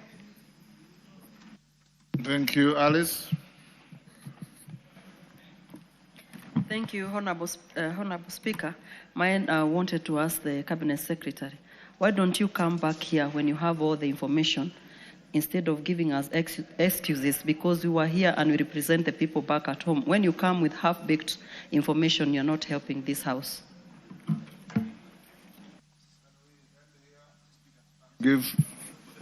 Yes, Didmas, what is it? Thank you, Mr. Speaker. I think all I want to ask the Minister is that since when I was a small child, there are very many circulars and directives that have been issued by the Minister for Education to date. The Minister for Education, as we speak today, issued directives that students should not be sent home for levies that have not been approved by government. Most importantly, things like lunch fees and the very many other auxiliary fees that are not important. The minister has said that schools should not send these children away. Millions of children are at home for failure to pay lunch fees, which is a private levy, not a government-approved levy. So how sure are we that the minister directives that is telling this House that the principals are going to obey? Is it true that the principals of high school are more powerful than CS for education in our country? Is it true, the Honorable Speaker, that if you check at the circulars that the ministry has issued to the principals of high schools and the headmasters of JSS and primary schools. None of them have been obeyed. They have been disregarded, Mr. Speaker. We need to know if those head teachers are powerful as the minister, then we should summon those head teachers directly here instead of passing through the minister whose directives are not obeyed. Thank you, Mr. Speaker. Kwenya, what is it? Mr. Speaker, one of the schools that was mentioned, one of them is in my constituency. The number one school that was mentioned, Kiria Secondary School, that was closed. And the reasons given by the minister do not hold. And that is why, Mr. Speaker, we need to interrogate the ministry properly. Because it cannot be you saying that the school was closed because of lack of students. Yet we know that TSC refused to post teachers to that school because the location is not so favorable for teachers.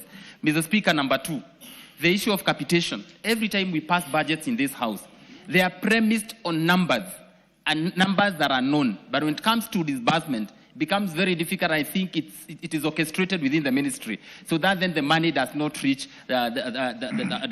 reach our schools, and that is a matter that we need to get the depth of. Minister? We must get to some setting, to some factory settings of this ministry, so that then it functions. Finally, the issue of sub-county directors overstaying in one station is not an issue that can be taken lightly. They are masquerading and moving everywhere, with powers that they do not wield, collecting money from institutions, as it has been said. Point made. Yes, Minister. Thank you, Mr. Speaker. As I indicated, we started this exercise and it is not complete. It is true that the data that I'm giving is preliminary, and I've been asking to be given time to complete it so that when I come back here... How much time do you require? Wangela, what is it? Mr. Speaker, sir, you know the cartel that are taking this money. I don't know. No. I know you don't know. Thank you, Mr. I know you don't know. But, Mr. Speaker, the cartels from the ministry that registers, that do all this dirty work, that deposit money in accounts, are all from the ministry. Would I be in order to say that this minister, who is claiming to be auditing all these documents from June to December to January, that he's playing tricks with us until we forget, so that we go to next year, the same thing continues, because he's a beneficiary of these cartels, because they steal from there. The minister must be a beneficiary. And Mr. Speaker, I would ask even the president that now that he wants Akisi to be the minister for education, why can't he bring back Matiang'i? Order. Order, Wanjala. You are totally out of order. Minister, ignore that and answer other questions. I will... Order. Order, Donya. Order, Donya, sit down. I have ruled Wanjala out of order. Order. I've ruled Wanjala out of order, and that material will be expunged from the Hansard. Minister, go ahead. Thank you, Mr. Speaker. For the record, this exercise of verification, we started exactly 2 months ago, on the 5th of September 2025, not June. And it is unfair to make a claim, and I've asked, give me time, I give you a report and the action that I've taken. I cannot, for example, in the middle of the verification, sack people from the office because they will litigate. It is important for us. How much time do you require, Minister? I'll give you the time. We want to ask for exactly 2 months because we are undertaking exams that will end on 21st. Then I come back here with the report. And this is not something that started in September. It is something that has been going on in this country for a long time. So we need to make sure that we are solving it once and for all. Minister, as you'll order members, Minister, you can feel the mood of the House. And I did tell you, I know you are new in the ministry, and it's common knowledge that there are quite a number of underhand transactions that go on in that ministry. Please do the following. Realign your representation at every level. Use ICT to keep accurate data. A child who goes to Standard 1, from your computer, you should know next year is in Standard 2, 3, 4, because those records don't need to be relayed by somebody getting onto a train from Mombasa to bring to the ministry. They can wire them to you. And when you are releasing money to schools, you have records which schools you registered, which schools you have posted head teachers, which schools have bank accounts you can verify from the accounts. How do you wire money to a school that does not exist to an account that you don't recognize or you don't have? Those are some of the questions.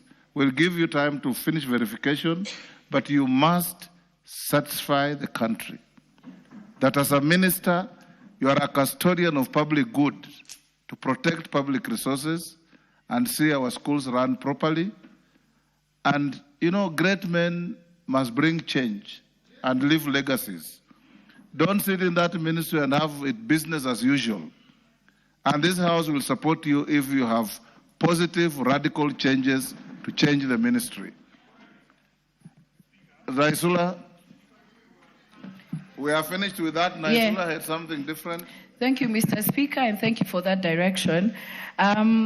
I had some questions on the prolonged university lecturer strike, and I noticed that this afternoon it has been resolved. I have other questions that I will not now. Allow you now. Not now.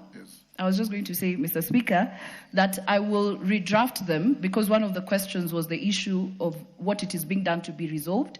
And since it has been resolved, just to make sure that this issue does not recur, it will be important that then I'll still ask the questions maybe next week so that the CS can give a brief to the nation on a number of other questions that I had. Thank you, Mr. Speaker. Thank you. Basil, what is it? Speaker, my question is about the fate of interns. We have 20,000 interns whose contract is coming to an end in December. So what is the ministry planning to do? Do they intend to absorb them in permanent and pensionable terms? Thank you. Minister, interns, do you have any program for interns? My phone is bursting with messages. There is a program for interns whose contract is coming to an end in December 2025, and one of the available options, unless we get resources from National Treasury in order for us to be able to confirm them, is to extend their contracts. Okay. Thank you. You are released. Bring in the Minister for Health. Thank you, Mr. Speaker. Owen Bai, you are the one who has asked me to manage time. Yes. Thank you. I just wanted to say something to the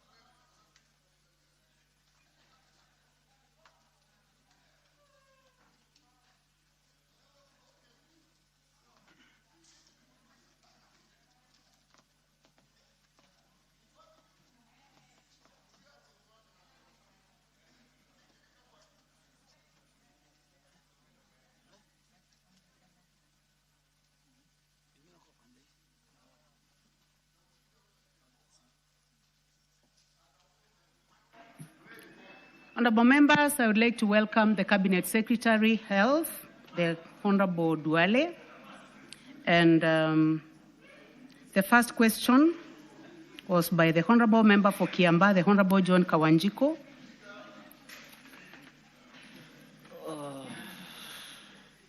Thank you. Thank you, Honorable Speaker, for giving me this chance to ask this question. Yes, Kawanjiko, go ahead. Provide a report. Could the Cabinet Secretary provide a report on the implementation of Social Health Insurance Fund, SHIF, an analysis on its progress towards achieving universal health coverage in the country? 2, provide report on the cancer benefit package provided by the Social Health Authority, that is SHA, under the Social Health Insurance Fund, that is SHIF, including the scope of oncology services covered and accessibility to cancer patients.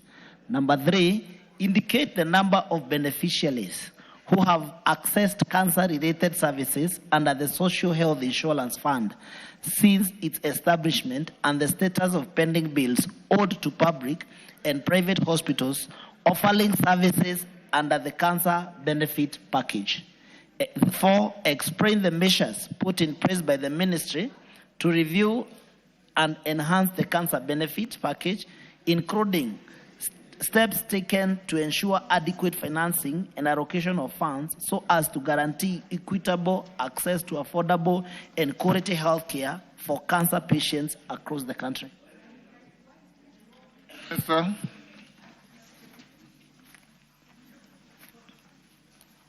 Thank you, Honorable Speaker and members. Honorable Speaker, the first question, and Honorable Speaker, I provided the answers to the members. The first question the member has asked was the implementation of the Social Health Insurance Fund and the analysis of its progress to achieving UHC in the country. Honorable Speaker, the Social Health Insurance Act of 2023, through this House, established 3 statutory funds under the Social Health Authority. And that is the Social Health Insurance Fund, SHIF, the Primary Health Care Fund, and the Emergency Chronic and Critical Illness Fund. These funds form the legal and the operational foundation for the implementation of universal health coverage in Kenya.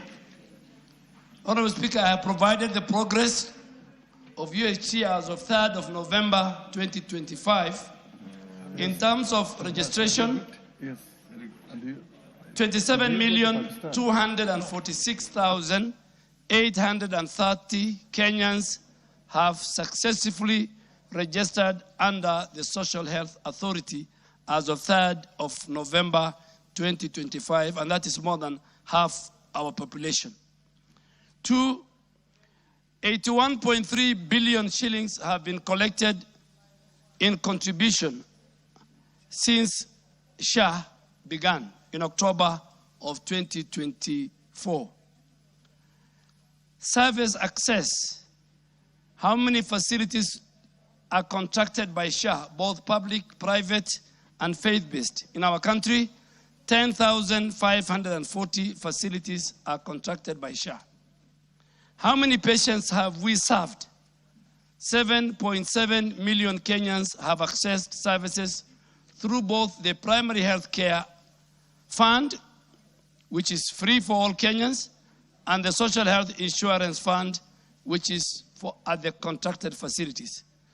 And Honorable Speaker, I've given a table for both the PHC Fund, the SHIF Fund, and the ECCIF Fund. And all these funds, for example, the Primary Health Care Fund, which is supposed to strengthen both our preventive and promotive care, outpatient, and optical service, and which is free outpatient to all our citizens. All that they need to do is to register as SHA members, has disbursed 9.8 billion shillings to date. For the Social Health Insurance Fund, that provides very comprehensive coverage for inpatient care, surgical procedures, specialized imaging, renal care, maternity and child health, mental wellness, and cancer treatment, has disbursed 64 billion shillings to date. And for the Emergency, Chronic and Critical Illness Fund, which supports the critical care, the oncology service for those who exhaust their shift limits, and accident and emergency, has disbursed close to 1.75 billion shillings. Honorable Speaker, the second question was to provide a report on cancer benefit, which is provided by SHA under the Social Health Insurance Fund. And Honorable Speaker, SHA oncology cover is very comprehensive. And this is where cancer falls. And what does SHA do? They provide support throughout the patient's history, starting from diagnostic all the way to the staging services, to treatment, and even to palliative care. Once you are diagnosed, patients have access to a range of treatment options, including surgery, chemotherapy, radiotherapy, hormonal therapy, immunotherapy, and this ensures that care is tailored to individual clinical needs. The cover also caters for essential medical supplies and equipment, such as consumables, stoma appliances, chemo pumps, and other medication which are used before and after treatment of cancer. Chemotherapy is one of the areas that we have very much focused on. But under the Social Health Authority, significant improvements have been made to enhance equity, flexibility, and comprehensive coverage. And the scope of oncology service covered, Honorable Speaker, I have provided from diagnostic in terms of the numbers. For example, it covers confirmation of cancer type. For first to find out what type of cancer it is, and the stage through a diagnostic service, it is covered. And this includes the histology and all the bone marrow procedures to find out the PET scans and the numbers. For example, PET scans, SHA pays 53,500. So all the stages of diagnostic and staging is covered by SHA. Then you come to the treatment of cancer. And this covers the chemotherapy administration at 5,500 per administration, the medication up to 400,000, and all the other types, whether it is radiotherapy, hormonal therapy, and immunotherapy. Then the last one is surgical. Cancer patients sometimes require surgical procedures, and all in the document I provided to the House, from prostate cancer to mastectomy for breast cancer, all of them are covered under the Social Health Authority, from 134,000 to 168,000 to 50,000 of different. And then lastly is where now we have to deal with the critical and the palliative care of cancer patients. Patients admitted can access critical care services. For example, 28,000 per day for up to 12 days if they're in ICU, and the palliative service care during the inpatient. Honorable Speaker, as a ministry working with the Social Health Authority, we have removed completely the limitation on the number of treatment cycles for cancer patients. We are allowing patients to receive all medical necessary sessions within their annual limit. And finally, Honorable Speaker, the member has asked the facilities which are cancer related and the services they offer. Honorable Speaker, I want to confirm to the House that SHA has contracted 140 healthcare facilities nationwide, both in private, public, and faith-based, to deliver comprehensive cancer care services. A total of 33,101 patients have received care under the SHA oncology package since the establishment of the Social Health Insurance Fund.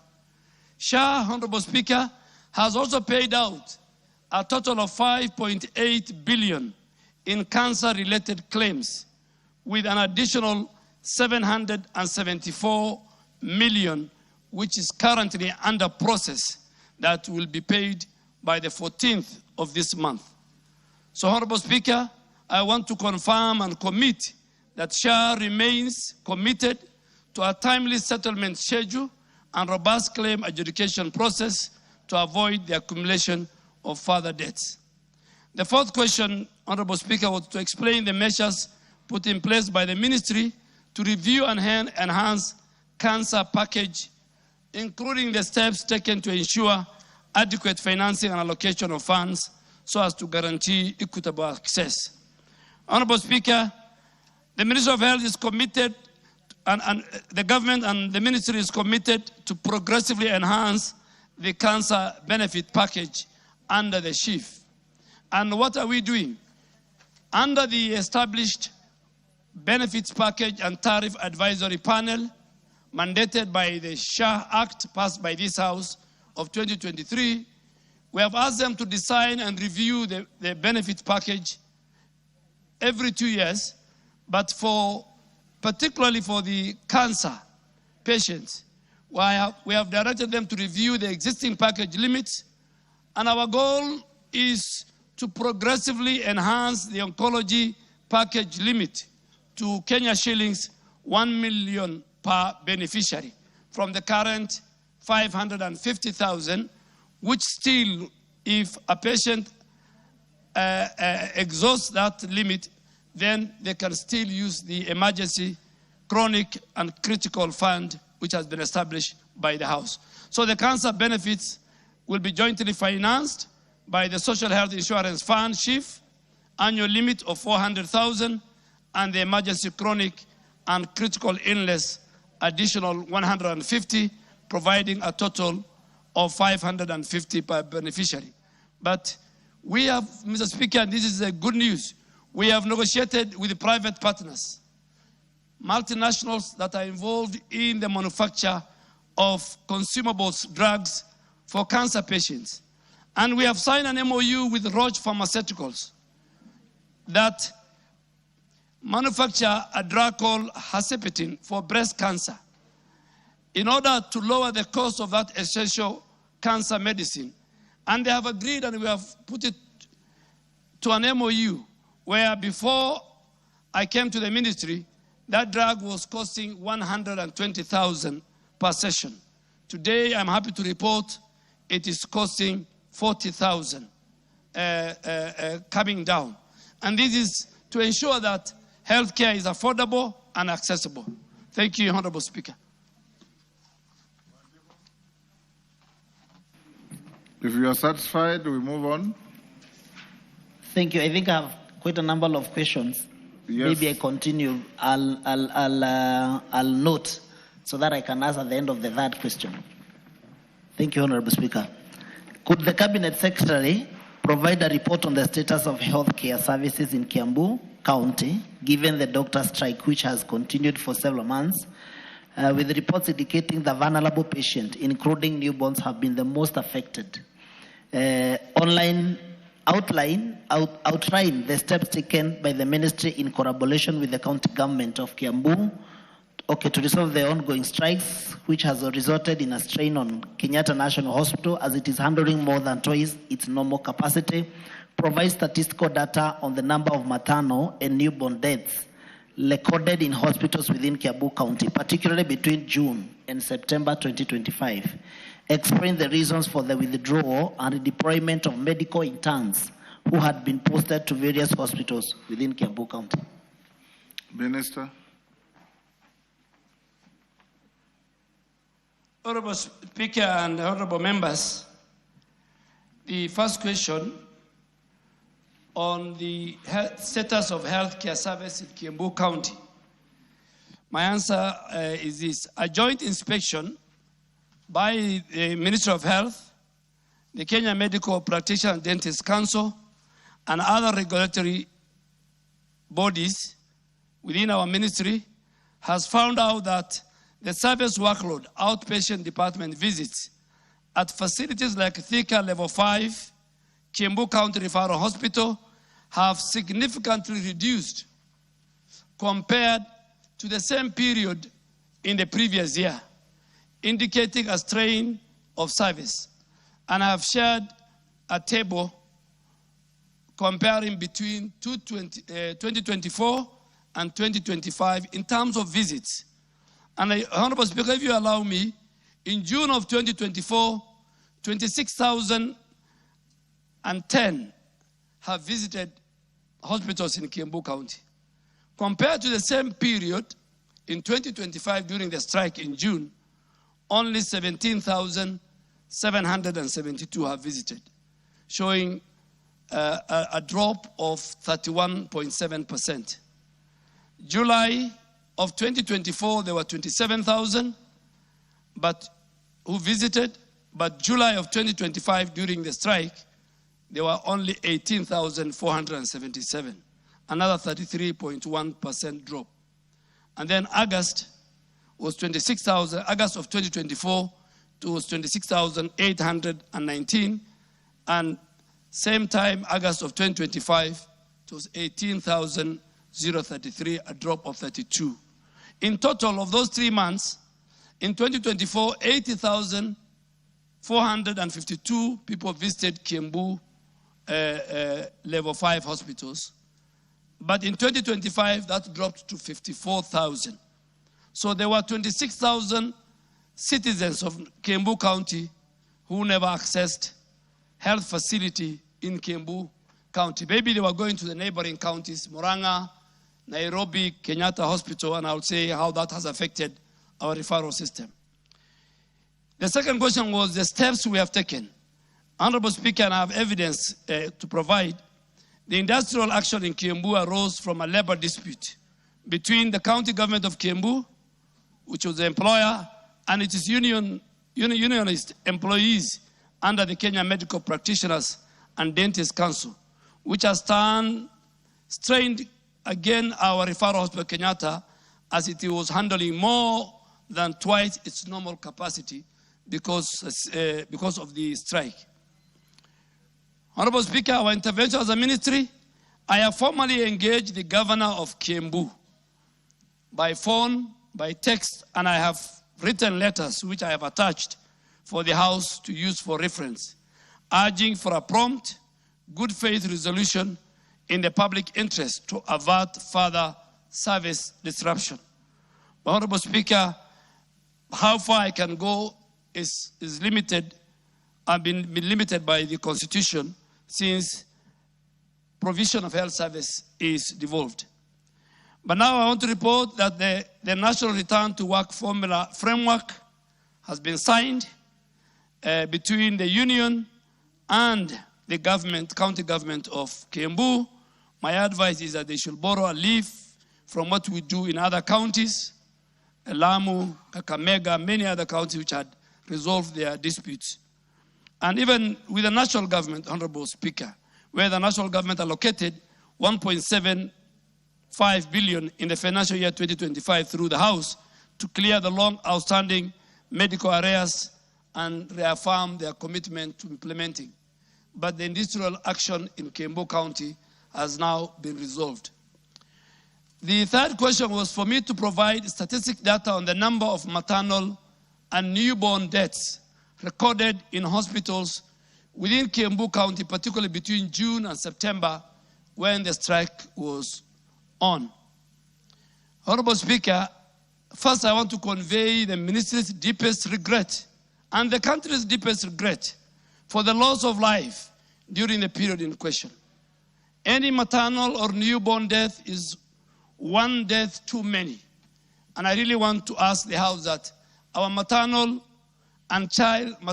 mortality and child mortality in our country is not good. We are having discussion with our county governments. We will bring a report to the Committee of the Health of this House.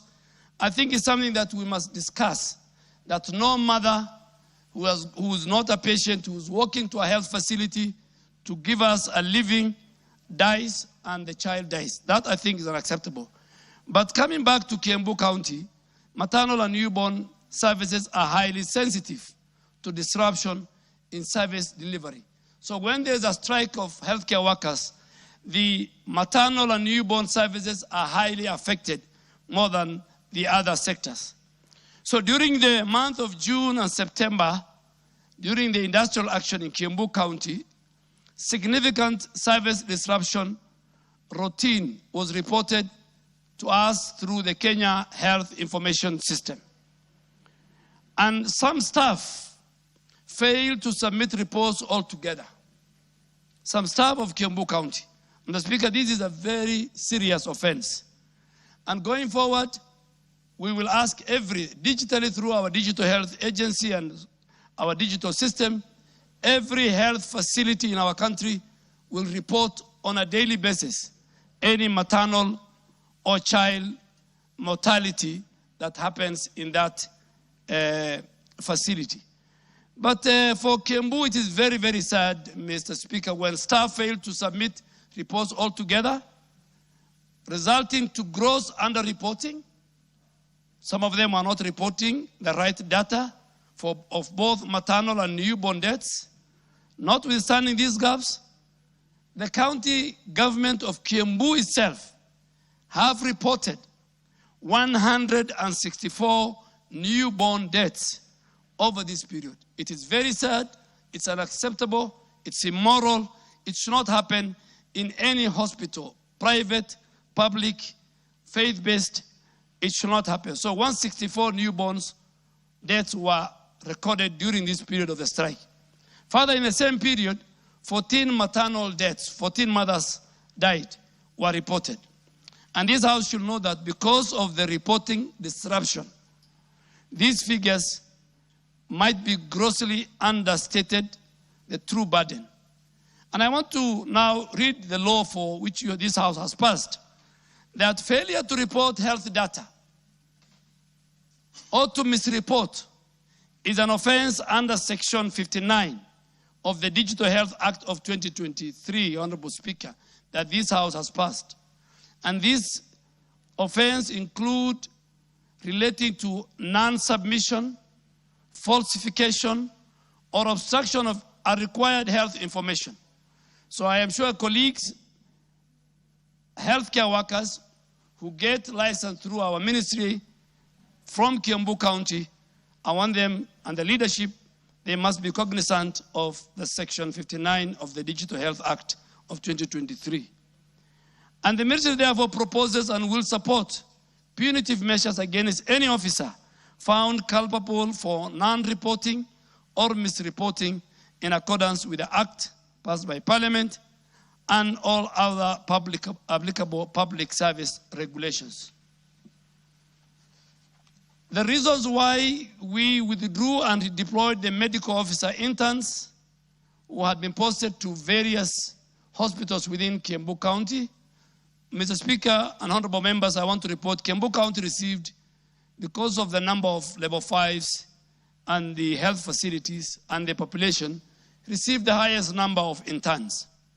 The withdrawal and the deployment of medical officer interns, amongst other healthcare interns, was necessary due to the industrial action in Kiambu County.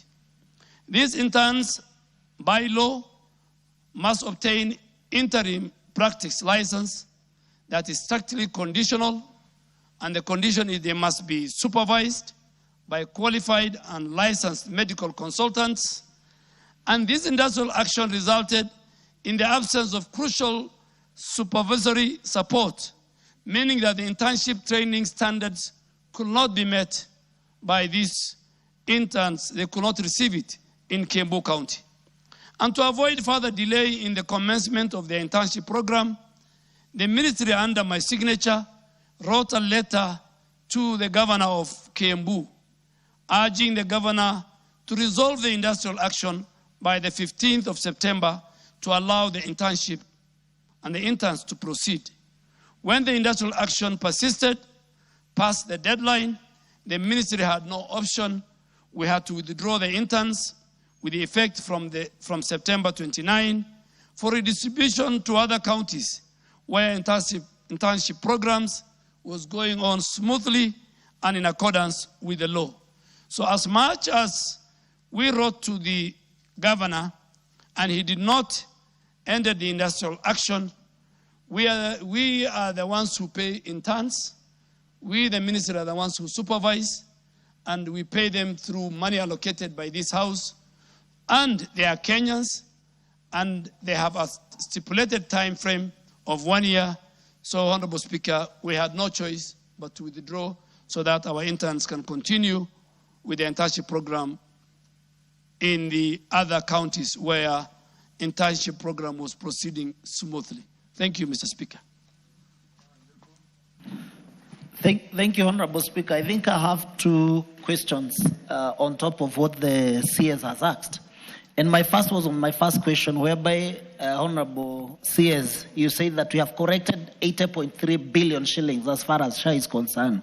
My question is, out of 81.3 billion shillings, how many have been claimed by the health facilities so far? And can you be able to substantiate, to differentiate between how much go to the public hospitals and how much has gone to the private hospitals? Because, Mr. Speaker, we learn a risk of making sure that we correct this money from the public, but at the end of the day, because of the log, and because health is devolved, and because of the log governors, who are not able to facilitate, or who are not able to fund, who are not able to make sure that the health facility are in good conditions. Many people are going to private hospitals, and therefore this money may tend to benefit more the private hospitals more than the public hospitals. And the decision that we made as far as the SHA was concerned is to make sure that we improve our public hospitals as far as that's concerned. Mr. Speaker, I also want to ask the CS Dore. You know, the health is devolved, and we want to agree with him. But where can the minister get a grip? Because at the end of the day, when there is that discrepancy, when there is that problem between the county government and probably the health practitioners, the ministry cannot just sit down and watch people dying. The ministry cannot just sit down and watch health facilities get dilapidated. There must be something that the minister is able to do, to call either the governor to order and to make sure that the health services are directed or they are given to the public. Because at the end of the day, even if health is devolved, the ministry has a responsibility to make sure that they provide health to the people of this country, Mr. Speaker. So therefore, can we also plead with the CS, because now the majority of the interns, the interns were taken away from the Kiambu County, and not because now the doctors are back to work. Is it possible, Bona CS? Because if you don't bring these interns to our hospitals, many of our people are now not going to be benefiting actually from the services led probably by these interns, Bona Speaker. Waziri.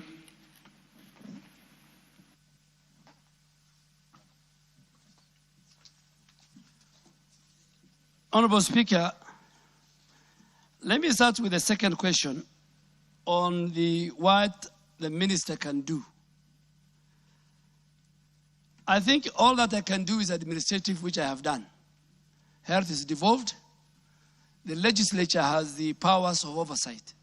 I have contacted the Health Committee of the Senate, the Health Committee of this House are aware, and it is the decision of the Kenyan people who have devolved. If today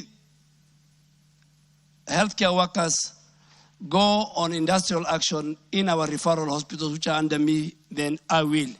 But all that I can do is to do administrative, write letters, consult with the Council of Governors, which I did, talk to the governor, and I think that I have done.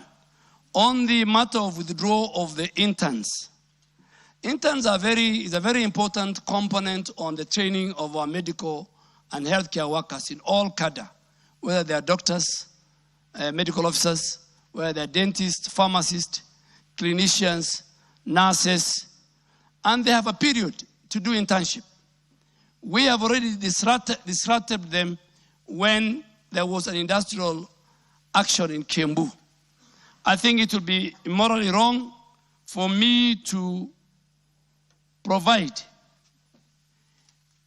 and tell them again, go back to Kiambu. That's another disruption. So the next time I'm going to post, particularly medical interns, pharmacists, dentists, clinicians, and many of them, in my opinion, will be next year when I'll do the next cohort. In terms of how much we have paid, but before even I come to how much we have paid, I think under the Social Health Authority Act, there's no discrimination. Kenyans can access, if they are members, Social Health Insurance Fund. They have all the rights to access it, either faith-based, private, or public. And that was the whole essence of UHC, for health services to be accessible, affordable, and equitable. And that's why we are saying that if a Kenyan walks, even for primary health care, which is free, if he walks to the nearest facility, be it private or faith-based, he should get exactly the same treatment as that he could have got it. 2, how much we have paid in terms of the 3 different levels. For the county governments, we have paid about 23.2% of the total 64 point under chief.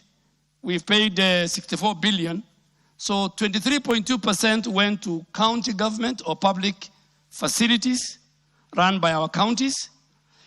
Faith-based facilities receive about 16.87%, and the referrals receive about referrals that are Kenyatta National Hospital, Moi Teaching, Madare Teaching and Referral Hospital, Jaramogi, and Mwai Kibaki, Odaya.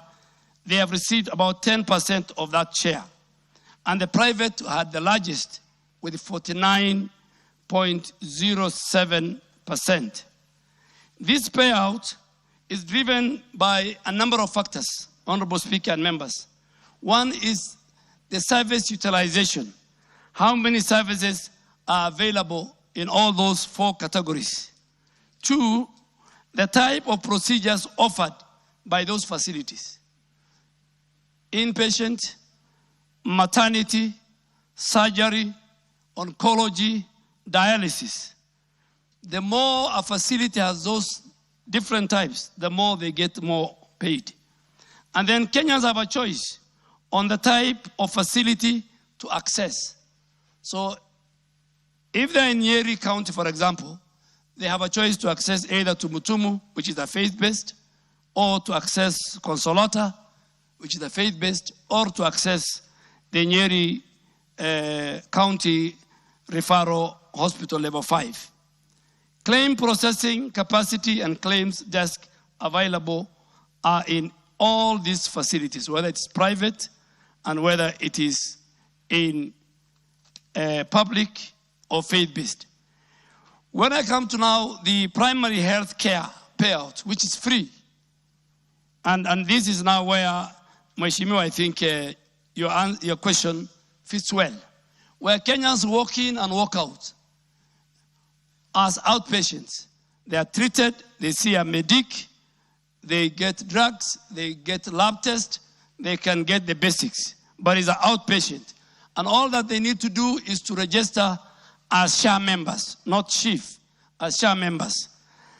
In the PHC, which I gave the figure of the 9.8 billion has been disbursed, county governments have received 56% of that 9.6 billion. The faith-based facilities in the public health facility, which is free, which is paid by the exchequer, have received 7% of the 9.8 billion.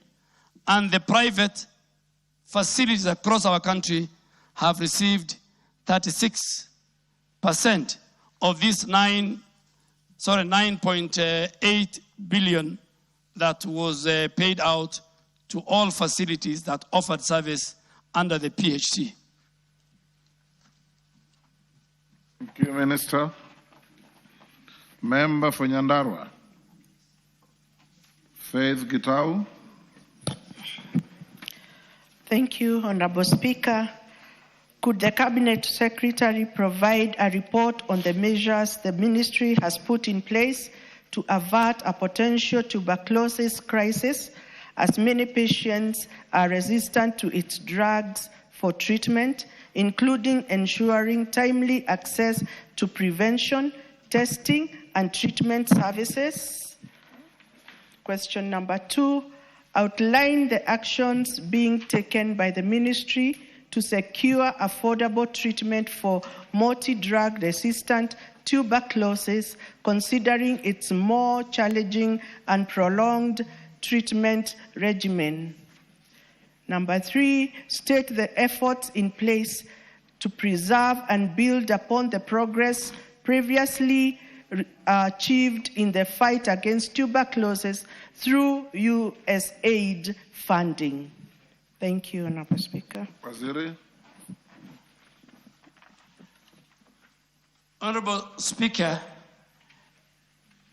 the member for Nyandarua County, Honorable Faith Gitau, asked 3 questions.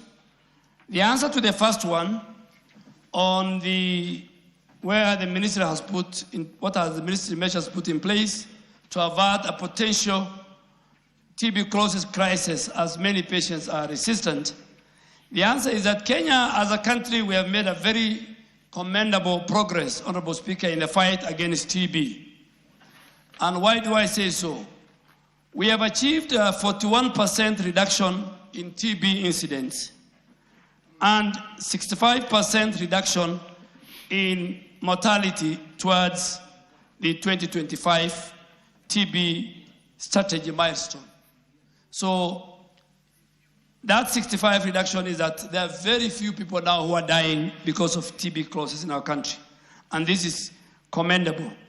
But there's a burden of this, the burden of the drug resistance TB, particularly the DRTB, has also dropped by 48% since 2015.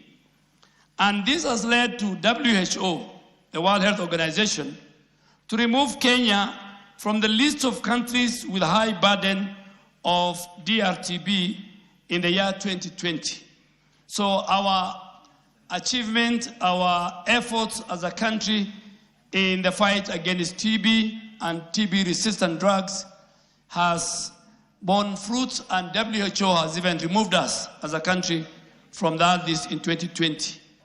What are we doing? What measures are we doing to avert TB, the DRTB crisis? Number 1, we as a ministry, we are strengthening the diagnostic capacity.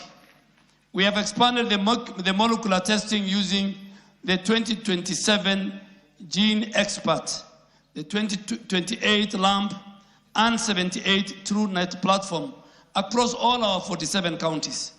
And I did this a number of times. The last time I did was about 1 month ago. And again, we are doing genome sequencing, which has been introduced for DRTB surveillance. So we do surveillance using technology. 2, we have also enhanced, Honorable Speaker, the treatment for DRTB. The treatment has evolved from 24-month-long regimens to the current 6 to 9 months regimes recommended by WHO. So treatment now is offered free of charge in all public government facilities. So that's how we can enhance and reach as many of our citizens. 3, we have done decentralization. The treatment now has been decentralized to 900 primary healthcare settings out of the 5,400 facilities offering TB treatment nationally. And this is to ensure continuity of care and improve patient support. So within the 5,400 facilities, we have decentralized 9 of them as a primary healthcare. Then we also build the capacity of our healthcare workers. the ministry has developed a national DR-TB guidelines. We provide continuous training and mentorship to equip healthcare workers with updated skills in diagnosis, in clinical management, and particularly in the infectious control of TB. We have done community engagement and patient support to support patients to complete treatment, because if you don't complete treatment, that's when you have a problem. So we make sure that we do community engagement, we provide patient support so that our citizens who are patients suffering from TB, first they complete the treatment and prevent DR-TB. This intervention offers, we do a lot of counseling, we talk to them about their nutrition, we talk to them about their transport support, while the community health promoters that we have over 107,000 across the country in every village help us do a follow-up. They do contact tracing, and they also do psychological care at home. And finally, we have enhanced the DR-TB surveillance. We conduct very regular cohort reviews just to make sure and to track the DR-TB performance and see if there will be any gaps or challenges that we can address. So a national drug resistance survey is currently underway to make a determination, and Honorable Speaker and members, once the survey is ready and is launched, just like last week I've shared a number of reports with the House for tabling, we will table so that this survey will give us the true DR-TB burden in our country. Honorable Speaker, the other question was to outline the actions being taken by the ministry to secure affordable treatment for these multi-drug-resistant TB clauses, considering they're more challenging. And Honorable Speaker, the ministry and our partners will always focus on ensuring that there's consistent, there's adequate, there's affordable supply of the drug, that is the DR-TB medicines. Secondly, we do what we call accurate quantification. The National TB Program conducts regular quantification exercise and they use up-to-date patient data and electronic Queen TB tool so that we can accurately forecast the DR-TB medicine needs of our country, and that will help us to prevent any shortage or stockouts. The supply chain management, we are working with the KEMSA to efficiently manage procurement and distribution, including the use of the Integrated Logistic Management and Information System for real-time tracking and for last-mile distribution. Now we have a turnaround of about 7 days, and national buffer stock is maintained, Honorable Speaker and members, to cushion against any delay in case of any disruption in the global supply chain. Lastly is our procurement strategy. Honorable Speaker and members, up to 70% of the treatment commodities for drug-sensitive TB are procured using GOK funding, which will help us to enhance sustainability and reduce reliance on external sources. So on TB, we have 70% to make sure that none of our citizens miss out on these important drugs. The last one, Honorable Speaker, was to state the efforts in place to preserve and build upon the progress previously achieved in the fight against TB clauses through USAID funding.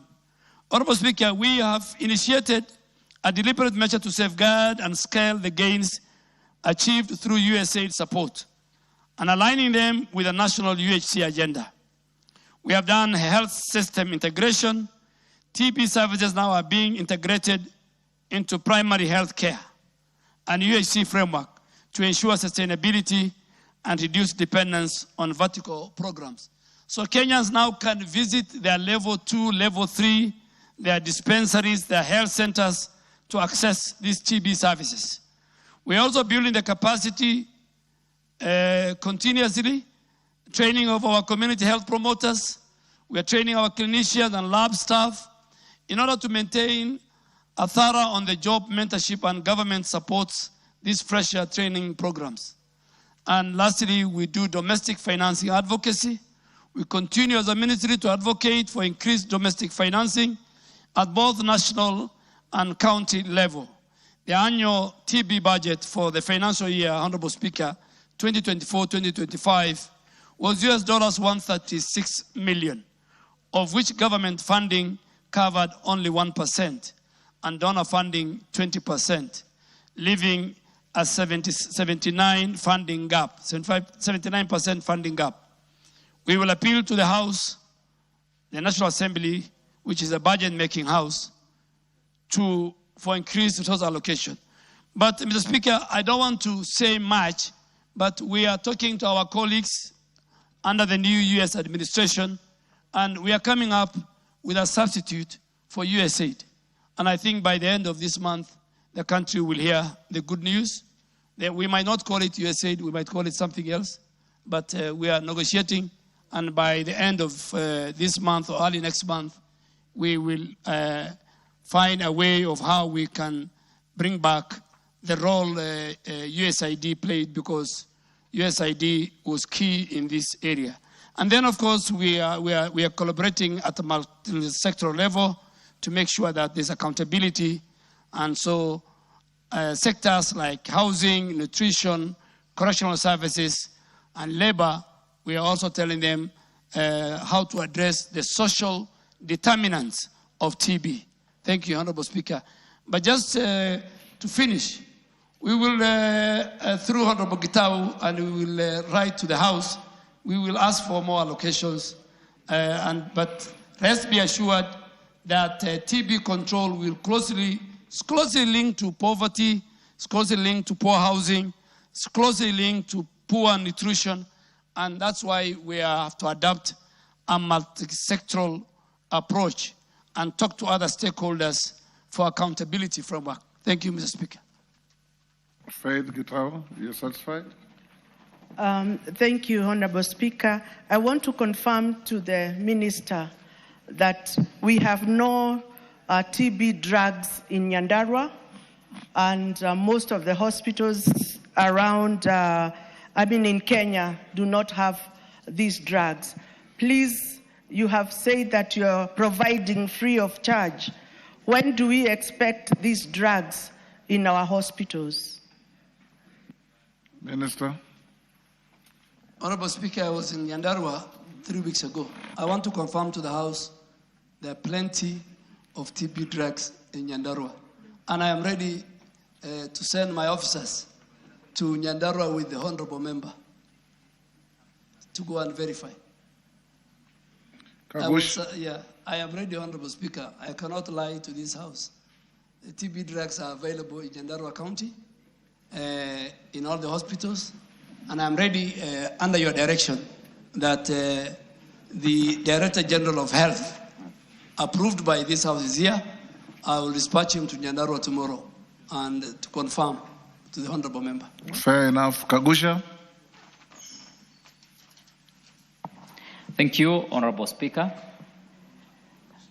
Could the Cabinet Secretary in charge of health clarify whether there is an outstanding debt amounting to Kenya shillings 450 million shillings owed to Consolata Hospital, Madari, and of course 433 million to Nyeri County Hospitals, including 36.7 million for Mukurweini Hospital and 236 million for Tumutumu Hospitals. That is and not this comprising Kagusha.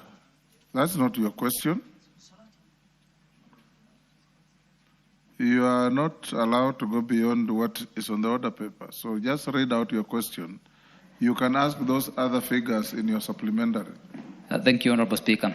And this amount comprising of arrears accumulated at the National Hospital Insurance Fund and payments for the Social Health Authority, that is NHIF and SHA. Number two, state the factors contributing to the prolonged delay in remitting payments to Consolata Hospital Madari, despite the provision of health services to patients. Of course, Honorable Speaker, I would like just to note that the fraudulent payments in millions have also been made to dysgenious hospitals, while genuine ones are missing out. Honorable Speaker, number 3, outline the measures put in place to ensure the debt owed to the hospital is promptly settled and its operations fully restored. Number 4, provide a timeline for the payment of the arrears and dues accumulated from October 2024 to April 2025 to Consolata Hospital, Madari, by SHA. Thank you, Honorable Speaker. Minister. Honorable Speaker, on Consolata Hospital, Madari, I first want to clarify that the NHIF legacy debt, and that is one of the problems, biggest problem that we are facing as a country, and which is making the implementation of the Social Health Authority a bit bumpy, because many of the questions that are raised on debt are on the legacy debt of NHIF. As of 30th September 2024, when this House enacted the new Social Health Authority Act, the NHIF liability owed to Consolata Madari Hospital stood at 153 million. This facility falls under the category of health providers owed amount exceeding 10 million shillings and is subject to verification and validation process as mandated both by law, by the Constitution, by the PFM Act, and by the presidential directive prior to any payment being made. So, Honorable Speaker, and I've attached the letter that Kenyans who are owed between 1 shilling to 10 million of the former NHIF debt, amounting to 5.3 billion, accounting for 92-93%, will be settled. And I've written to the Minister for National Treasury, and I'll table the letter, that he puts it in the supplementary estimates.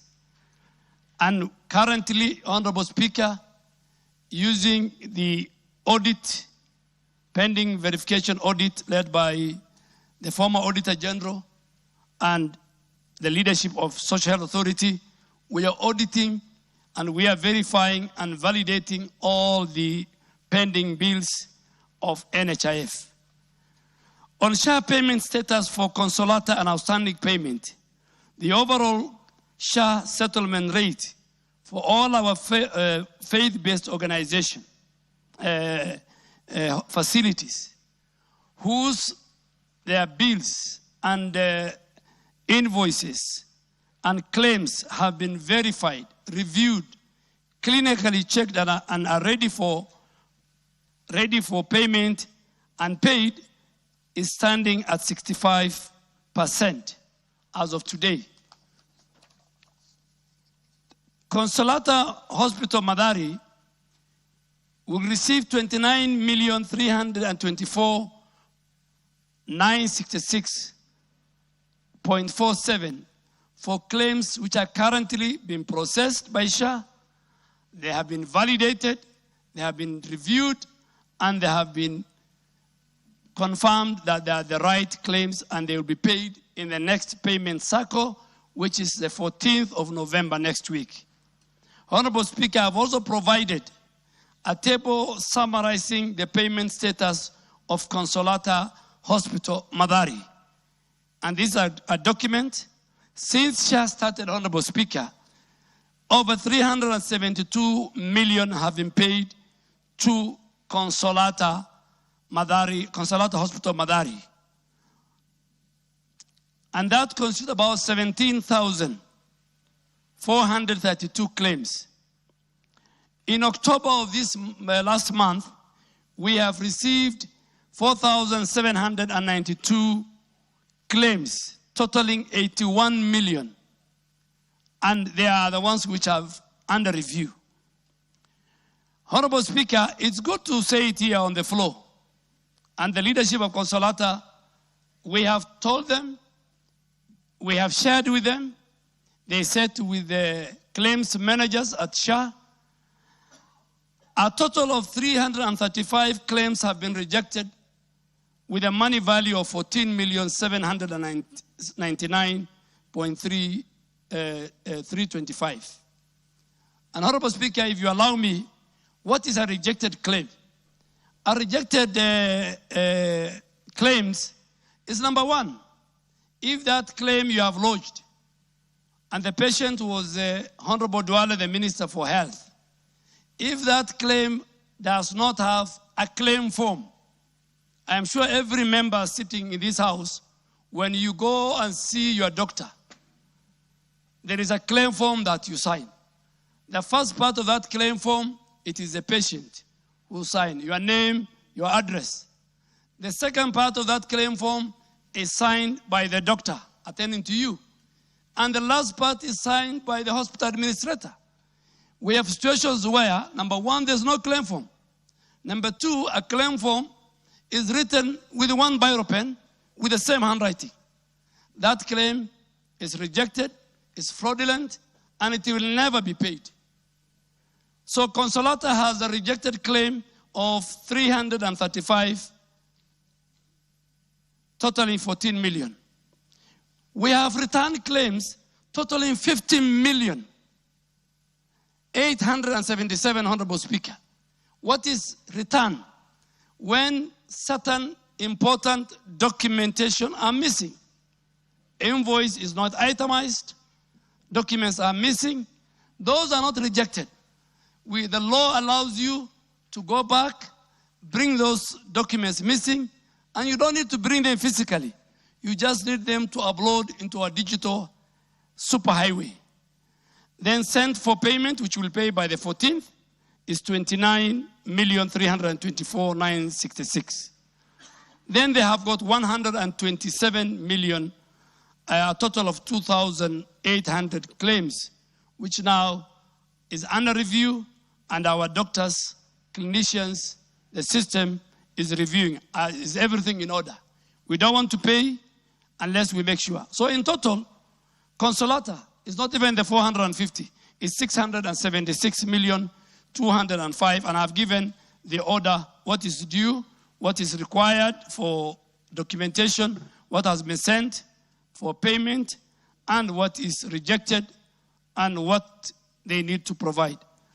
On the factors contributing, Honorable Speaker, to the prolonged delays in, some of them I have said, but let me say the problem with the Consolata, and I hope the Member of Parliament will go on, because we have told them ourselves. The complex claims. Consolata Madari Hospital submits high-value complex claims for service, such as surgery, oncology, dialysis. These high comprehensive medical claims, they require very comprehensive medical review as part of the claims adjudication in order to process to ensure adherence to established clinical, contractual, and financial compliance. They must be subjected to some audit. So if it's oncology, we must make sure the cancer patient was there. He has gone through all the systems. We have to check the ID card. We have to, if it is surgery, we must make sure there's theater notes and all the other. And all this is for compliance because of the contractual obligation, because of financial compliance, or because of standard before payment. And the claims under review are for the period 12th of August to 30th of October. Number two, with the Consolata, we are facing what we call provider submission issues. There's delays, which are largely occasioned by provider-based factors. If they take long to provide submission of documents, if there are missing signatures in those documents, if there are incorrect patient details, and if there are low resubmission rates for correction, then the Social Health Authority will not be blamed. And we are telling all facilities, public, private, and faith-based, including our referral hospital, going forward, they must employ dedicated staff, managers, claim managers, who will make sure from morning to evening they are dealing with claims and reimbursement and work closely with our county and relationship managers for different categories. Honorable Speaker, the last question was, and then we had an issue of, we took long in terms of claims management, but I want to say that because of many litigation and court cases, at least now, SHA has since hired 9 case management officers, and recruitment is going on to build the capacity. The third question, Honorable Speaker, was to outline the measures to put in place to ensure the debt owed to hospitals. I think on the NHIF legacy debt, the claim of Consolata falls above the 10 million threshold, and we have subjected it to comprehensive verification and validation process mandated by the President and the Cabinet. But Honorable Speaker, let me now speak as a Kenyan. I think Parliament at some stage will come and talk to you. I think there are facilities, and they are both in public, private, and faith-based, that face imminent closure because of the NHIF legacy debt. I think we must do whatever it takes, and I will do it myself as the Minister for Health in consultation with the President and the Cabinet to make sure that we resolve this. Because once we resolve that, then I think a lot of the questions are on that legacy debt. On NHIF claim settlement, as I have said, we are reviewing our medical review capacity. We have done full automation of the claims processing using AI-driven in collaboration with the Digital Health Agency. And now we have a faster verification and timely payment. And we have enough money, Honorable Speaker, to pay our facilities. We are doing also stakeholder engagement. I led a meeting with all the bishops who run, and the different churches that run, and the SUPKEM who run faith-based. And we have agreed, we have created individual relationship managers. We have set a number of private sector players in Nairobi and the surrounding counties. When we do our rollout, SHA rollout, we also engage with the people. But I want to ask Honorable Member from Ukraine that even tomorrow we will engage with the Consolata Madari Hospital so that we reconcile our accounts, because they provide very important facilities. But Honorable Speaker, if you allow me, I had 2 weeks ago, I had met in Rumuruti the CEO of Tumutumu, the CEO of Chogoria, and the CEO of Kikuyu Eye Hospital. And they sat with our team led by Dr. Masi. They have reconciled the claim submitted by Tumutumu is 276 million. Payment completed is about 137 million. In October payout, they received 14 million. We have a rejection of 21 million for Tumutumu, and we have under review close to about 103. So we are engaging them, and all our PCA hospitals, we are talking to the Secretary General. So on a daily basis, we had the Deputy Secretary General of PCA, and on that occasion, I'm the one, Honorable Karani, Dr. Karani was there. I'm the one who asked, please come with the big hospitals, and we did, and we have reconciled. Sure.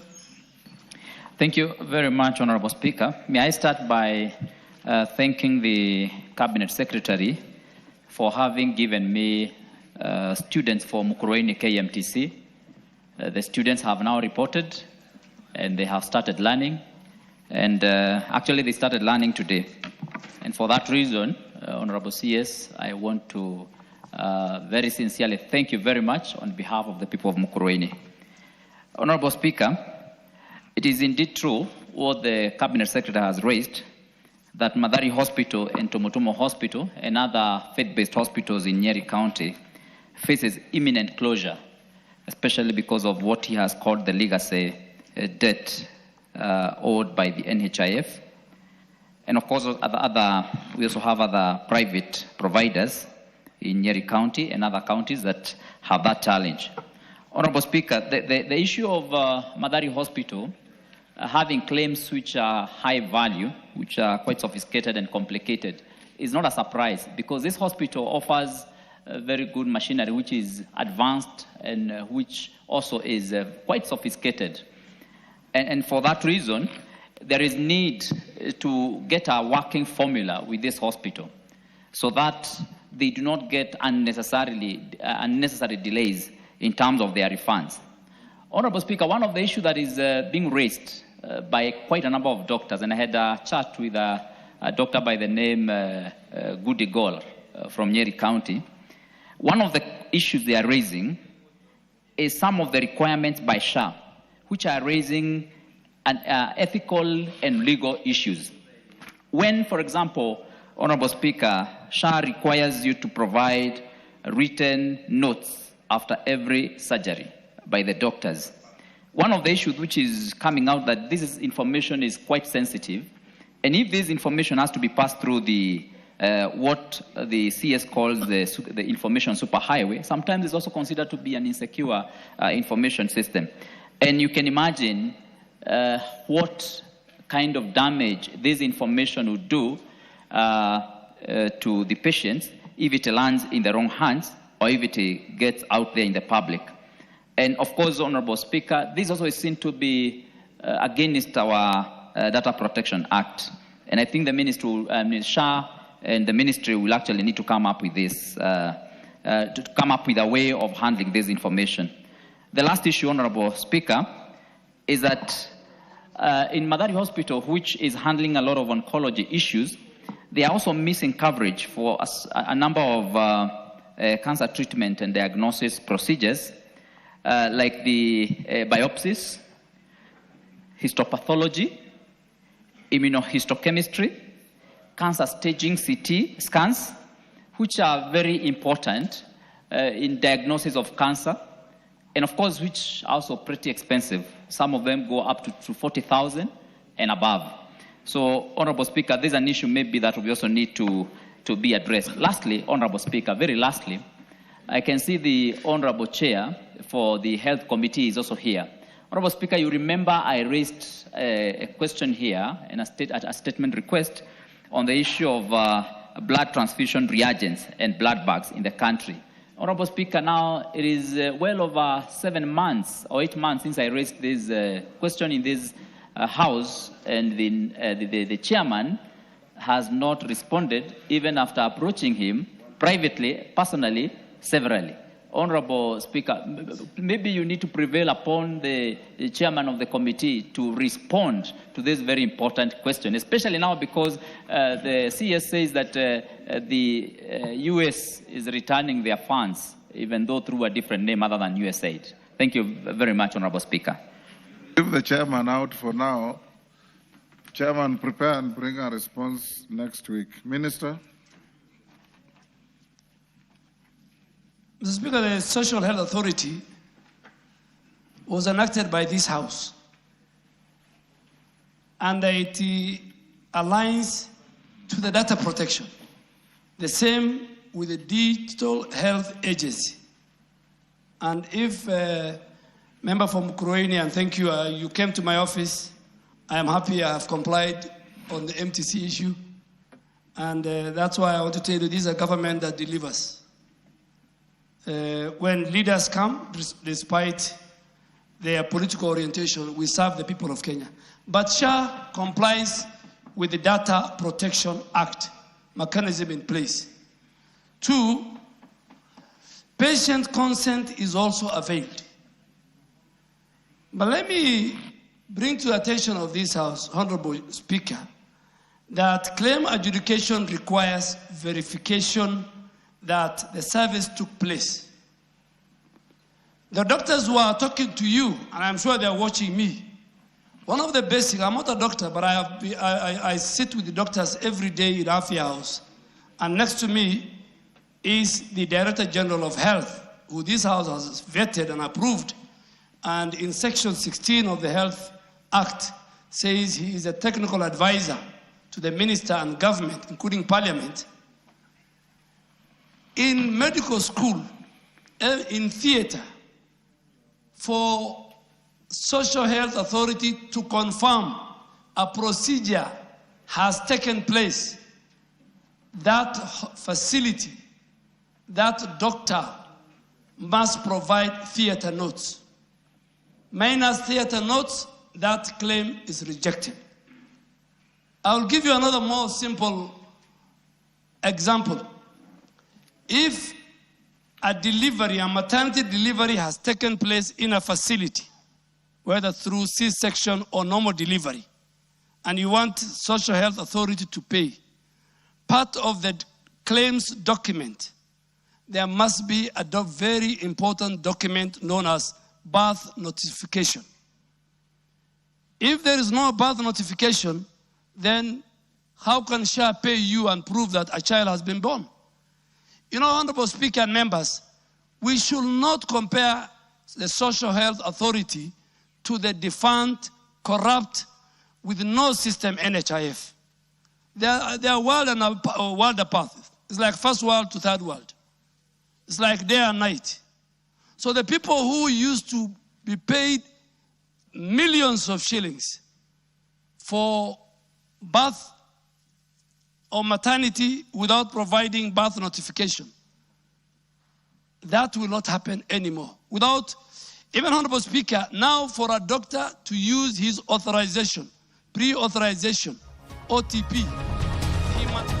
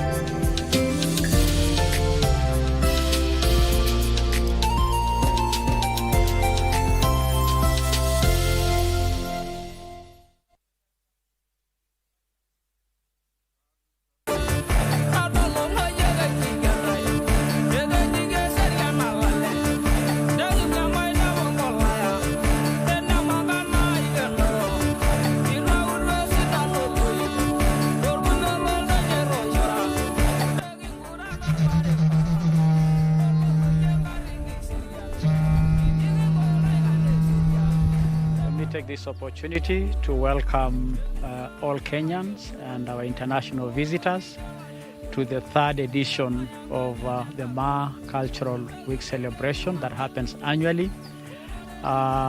This year's motto is promoting Ma cultural expressions for socio-economic development, and the venue is slated for Amboseli National Park in Kajiado County. And it is an all-system go. All the preparations are on course. This is supported by our county governments and the national government as well. And we'll be hosting, the president will be attending the occasion. So we welcome you, Kenyans and our international visitors to Amboseli to celebrate with us the iconic Ma culture. This year, we're going to celebrate our Ma culture in Kajiado at Amboseli National Reserve, promoting Ma cultural expression for socio-economic development. Ma Sintai Orgeretilang. Ma Sintai Orgeretilang. Ma Sintai Orgeretilang. Ma Sintai Orgeretilang. Kijo Ma Sintai Orgeretilang. Karibuni poke. Ma Sintai Orgereti Lang. The Far East, the Middle East, the West, and even the African continent, all are welcome. Ma Sintai Orgereti Lang. Ma Sintai Orgereti Lang. Ma Sintai Orgereti Lang.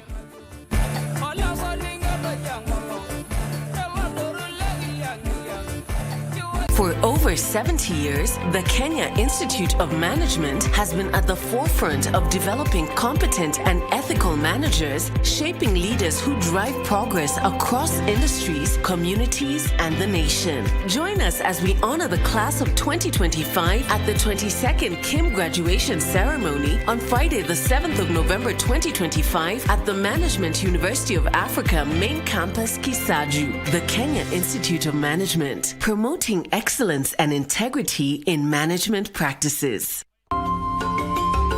As for his professional ability, he's renowned in the field and praised by all. He's even taken our medical expertise to rural areas and has gone as far as Africa. How about consider that offer from us? Our new cardiac center has been waiting for you. You'll be the one in charge of our cardiac center. Is that okay? You're Dr. Liang's star student. If you leave... Well, look at me now. I didn't get promoted to chief physician. I didn't become the department director. How am I a star student?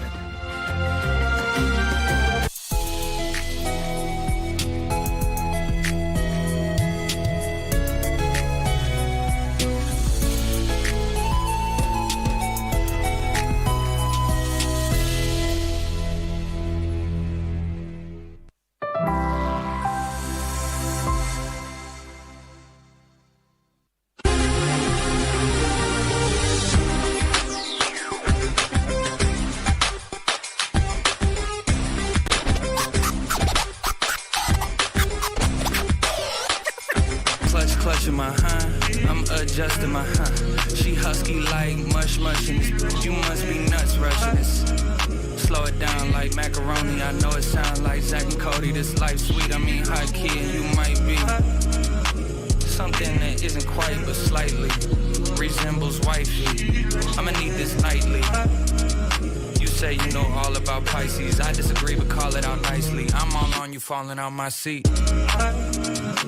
I wish it was just us in this, but they can't trust us in this, cause I'm trying in this hand. Let's keep it on a hush in this. I tell her that she's so pretty, and she just blushed in this. She clutching my hand. I'm adjusting my hand. She husky like mush in this. You must be nuts rushing this. Slow it down like macaroni. I know it sound like Zach and Cody. This life sweet, I mean high key. Yeah, 2 hands on my fro, staring into my soul. Leg up on that chair, hand on that arm, tongue in that throat. I don't play with my pen, leave it on a good note. Keep you on your toes, leave the TV off of the show. You a softy, marshmallows and black coffee. My mouth cold from this blue frosty. My back blown cause you blew it off me like you want me or what? Prove that with your spend some for this Who said that ain't love? In this bass hitting real backhanded, insatiable. I'm like Pac-Man, we go back further than backgammon. Hey Jackman, I mean Jackrabbit. I'm running while I look back at it. Fans with me, some fan addicts. They cook kinda like we cooking. They like black magic, backs to them. Paper talk, spoke facts to them. Makeup on for these pop features. I'm throwing to some bad music. Yeah, I'm that stupid like duh. You mad cute, don't icebox me, let's touch. I wish it was just us in this, but they can't trust us in this, cause I'm trying in this hand. Let's keep it on a hush in this. I told her she's so pretty, and she just blushed in this. She clutching my hand. I'm adjusting my hand. She husky like mush in this.